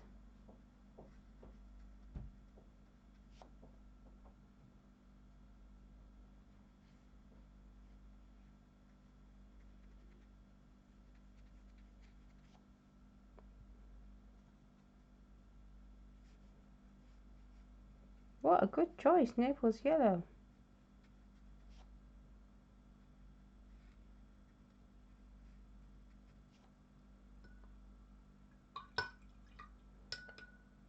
Denise is saying, I'm not sure how much I could cover here, but trying to shorten it. If your brain has to make new pathways to cope with the pain and the older pathways, like for remembering things, gets coated over, that makes a lot of sense. Yeah.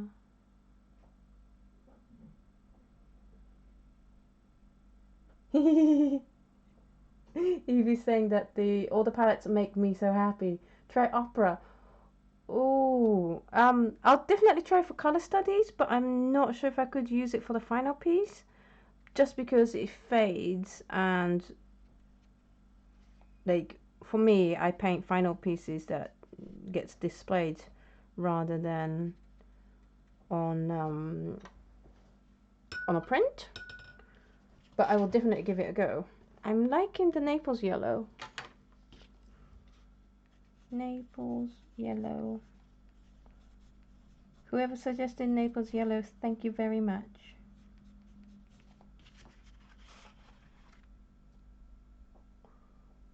Jean Briand? Yeah, I can try one or two, because there's two Jean Briands. Jean Briand.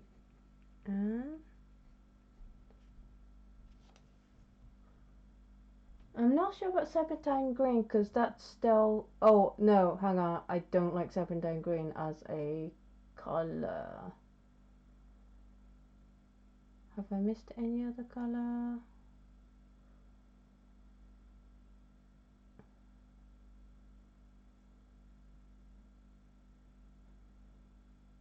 Yeah, the Serpentine, I don't like the texture it creates. I think it's nice, but I can try. So Opera, Serpentine.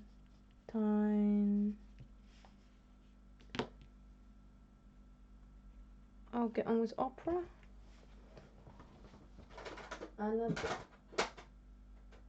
Another palette incoming. Yeah, Opera.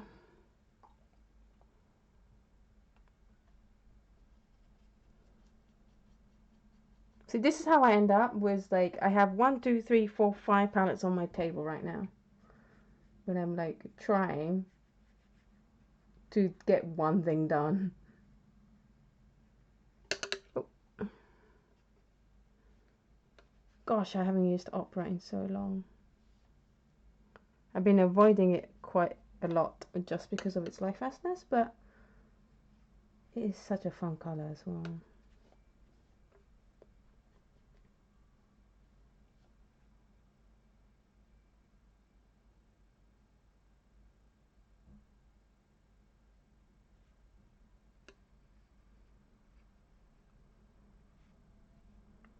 Thank you, Denise, for sharing so much useful information on chronic pain.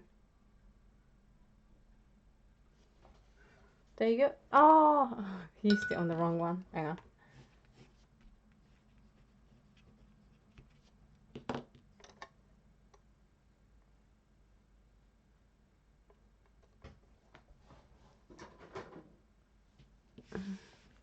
Serpentine. Do I even have Serpentine paletted out? Nope, that's how much I don't use it. Hang on, I have to get Serpentine.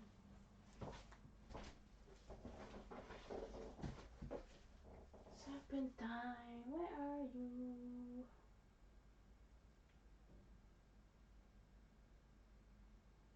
Where is my Serpentine? I cannot find Serpentine.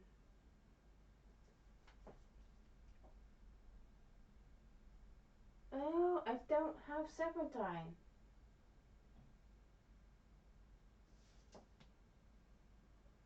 Yeah, I don't. It's Green Appetite Genuine dye, and not Serpentine, I think. No, I don't have Chromium Green Oxide or Serpentine. That's a shame.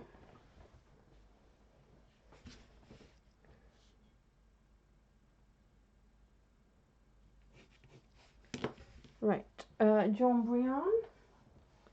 I think I have it here. John Brion 102. Bye, Stacey. Thank you for being at on the live stream.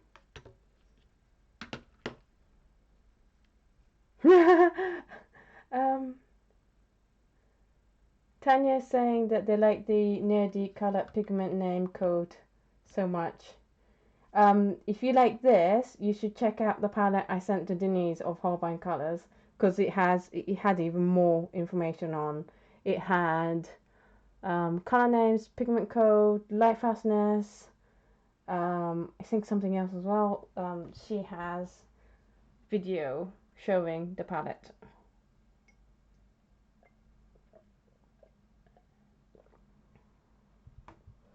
Does the background needs to be one solid color? I like to, yeah. I like to have one solid background. 2. Okay, John Brion 2.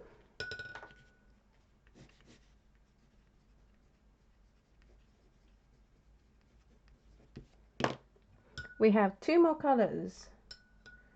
May Green. What's May Green? What brand's that?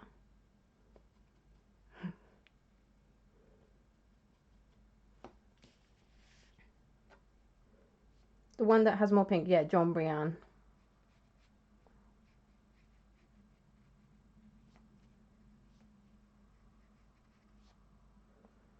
It's almost the weekend, guys. Do you have anything exciting planned for the weekend?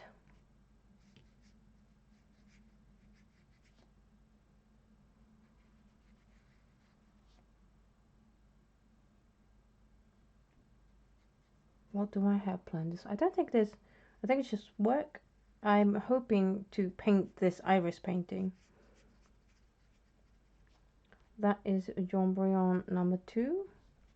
I can't pronounce it as well as Eve can.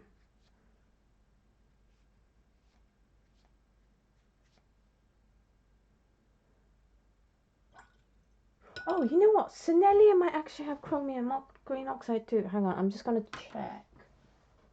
I have so many palettes, I don't have space for this.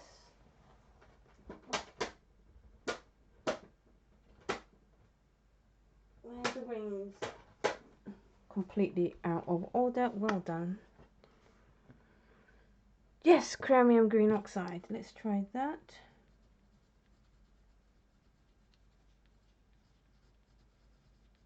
But no May green?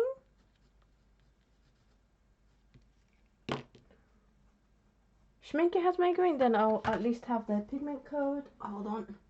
This is why this folder is like literally the most useful tool I have ever made or have or bought for my studio, because when you guys shout out a color that I don't know what the code is, I can just look it up. May green, right? Oh yeah, May green, PY151 PG7. It looks a lot like permanent green 1.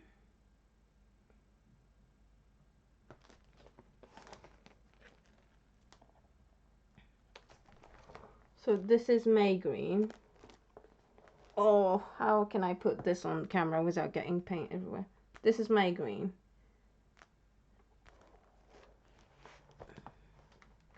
PY1, maybe. Does Daniel Smith have something? No. But it's that kind of phthalo yellow green, permanent green number 1 kind of color. Does Senellia have a equivalent?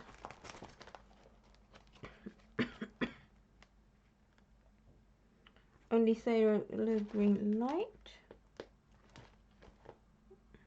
which is different color. I can try phthalo green light though. I have that.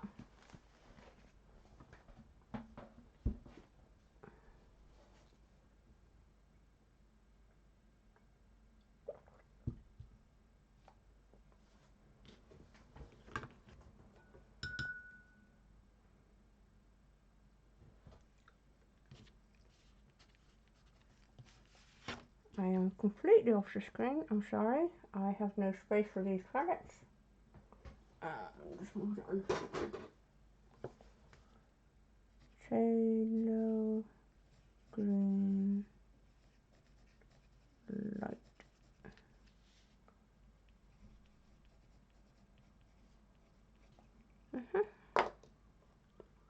Let's do this. Set what up, Grace? Chromium oxide green is right here. What we're setting up? What we're setting up?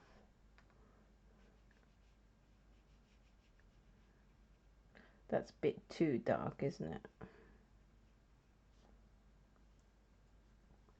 Chromium green oxide always reminds me of matcha latte, where there's too much matcha and not enough latte.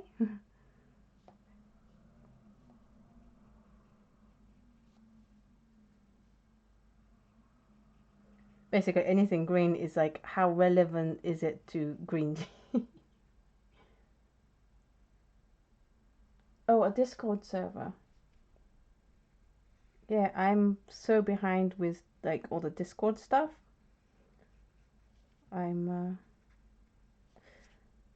I used to be really into technology, obviously, with my degrees in computer science, but the older I get, the less interested I have become in technology. Which my mom's like, but you used to like know every spec of all the top of the line stuff on so many brands, and you knew exactly what was coming next, and you knew the new feature of everything. I'm like, yeah. And then I hit like probably like my mid-30s, I started to be not as interested in doing it.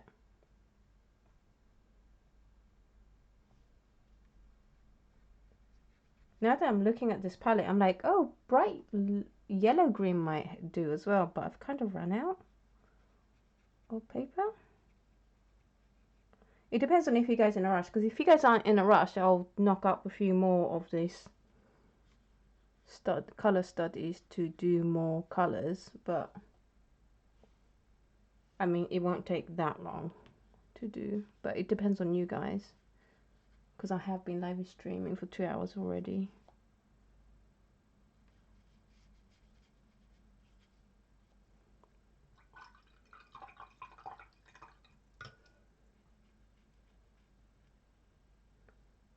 Oh yes, I can see that. Palm is saying, I love Sonalier, but since I have a heavily shedding, let's not shred Labradors, her hair always gets stuck on my paints, dust as well. I think I'll have to move to a brand that dries better. Yeah, anything with honey will do that. So M. Grahams will do that. It's also the reason why I tend to stick to Holbeins and Dennis Smith, because they will dry properly, and also they peel off beautifully off palettes when you want to rearrange your palette, which I do quite often. So yes, Snelliers get their own palette, and they never tend to see the light of day on my main palettes.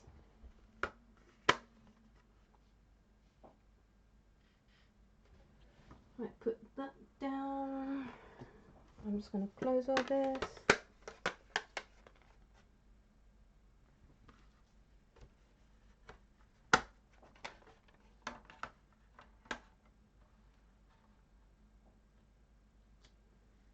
I'm just going to have a drink while the chat catches up. Ooh, Denise, are you setting up your own Discord channel? Server. See, I don't even know the lingo anymore. Is it server? Dread said that they like the Phthalo Green light. Yes, I have tried my Queen Rose, Eve. It was this one, and sadly I don't think it works, which was like really sad. I was like, but you can't use my Queen Rose. I really want to use the Queen Rose. Articraft the Alchemist says, haha, I was really into computers too, knew all the ins and outs of everything. What put me off was everyone asking for help all the time, having no time for anything else. Well, I don't know what gender you are, but as a female, it was amazing because nobody would ask me.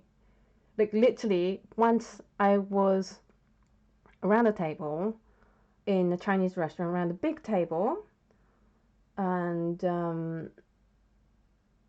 it was mostly it was like the last week of my computer science bachelor's degree, and it was most of my course mates plus few of their friends kind of thing, and a lot of people didn't, like some people didn't know everyone, so we were going around the table introducing ourselves, and like basically all the like the non-computer science friends started asking computer questions at the guys but not the girls, and I was like, wow, like I probably should be offended by this for like the girls not being asked computer questions, but I'm actually kind of grateful because that means I don't end up in a situation where it's like, oh, you have a computer science degree, then you can come and fix my computers, which, as you say, it is a drain on your time, and it's an incredibly thankless task. So yeah, I'm really grateful for that. I can't fix a computer nowadays anyway. It's well beyond what I used to know.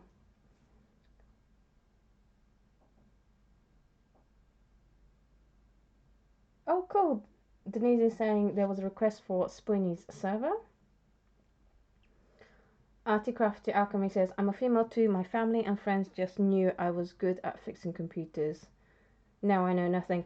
Well, yeah, okay, there's one exception, and that's my mom. And like every time I FaceTime her, she's like, oh, like, there's this problem with my iPad, and now it's great because we have FaceTime. And so, like, she can show me what she sees. But until FaceTime, it was a nightmare because it's like she can use computers. She's taught herself how to use computers, but she doesn't know the lingo. So like at first it was like I had to teach her what a double click was. You know, we started from there. And so that was a struggle until we got FaceTime. FaceTime made things a lot easier because she can just show me the screen, and then I can just find the information I needed so that I can help her. Sorry, I'm just gonna have a little snack because my mouth is really dry now.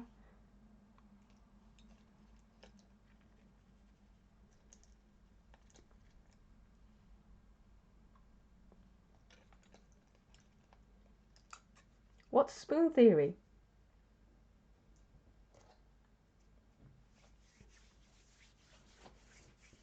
Right, so how are we doing? I think I will end the live stream here. We've been on for 2 hours. Unless anyone has any requests for mixing colors or more background colors. I'm going to look at all the different ones we did. Let's do it in the order.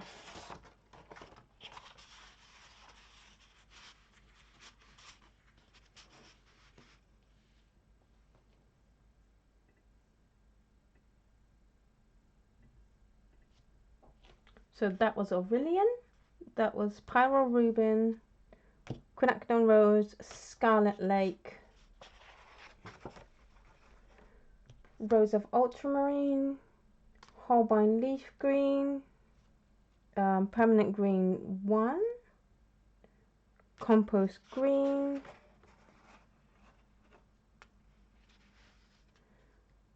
Permanent Yellow Deep, Quinacridone Gold, Green Gold, Red Oxide,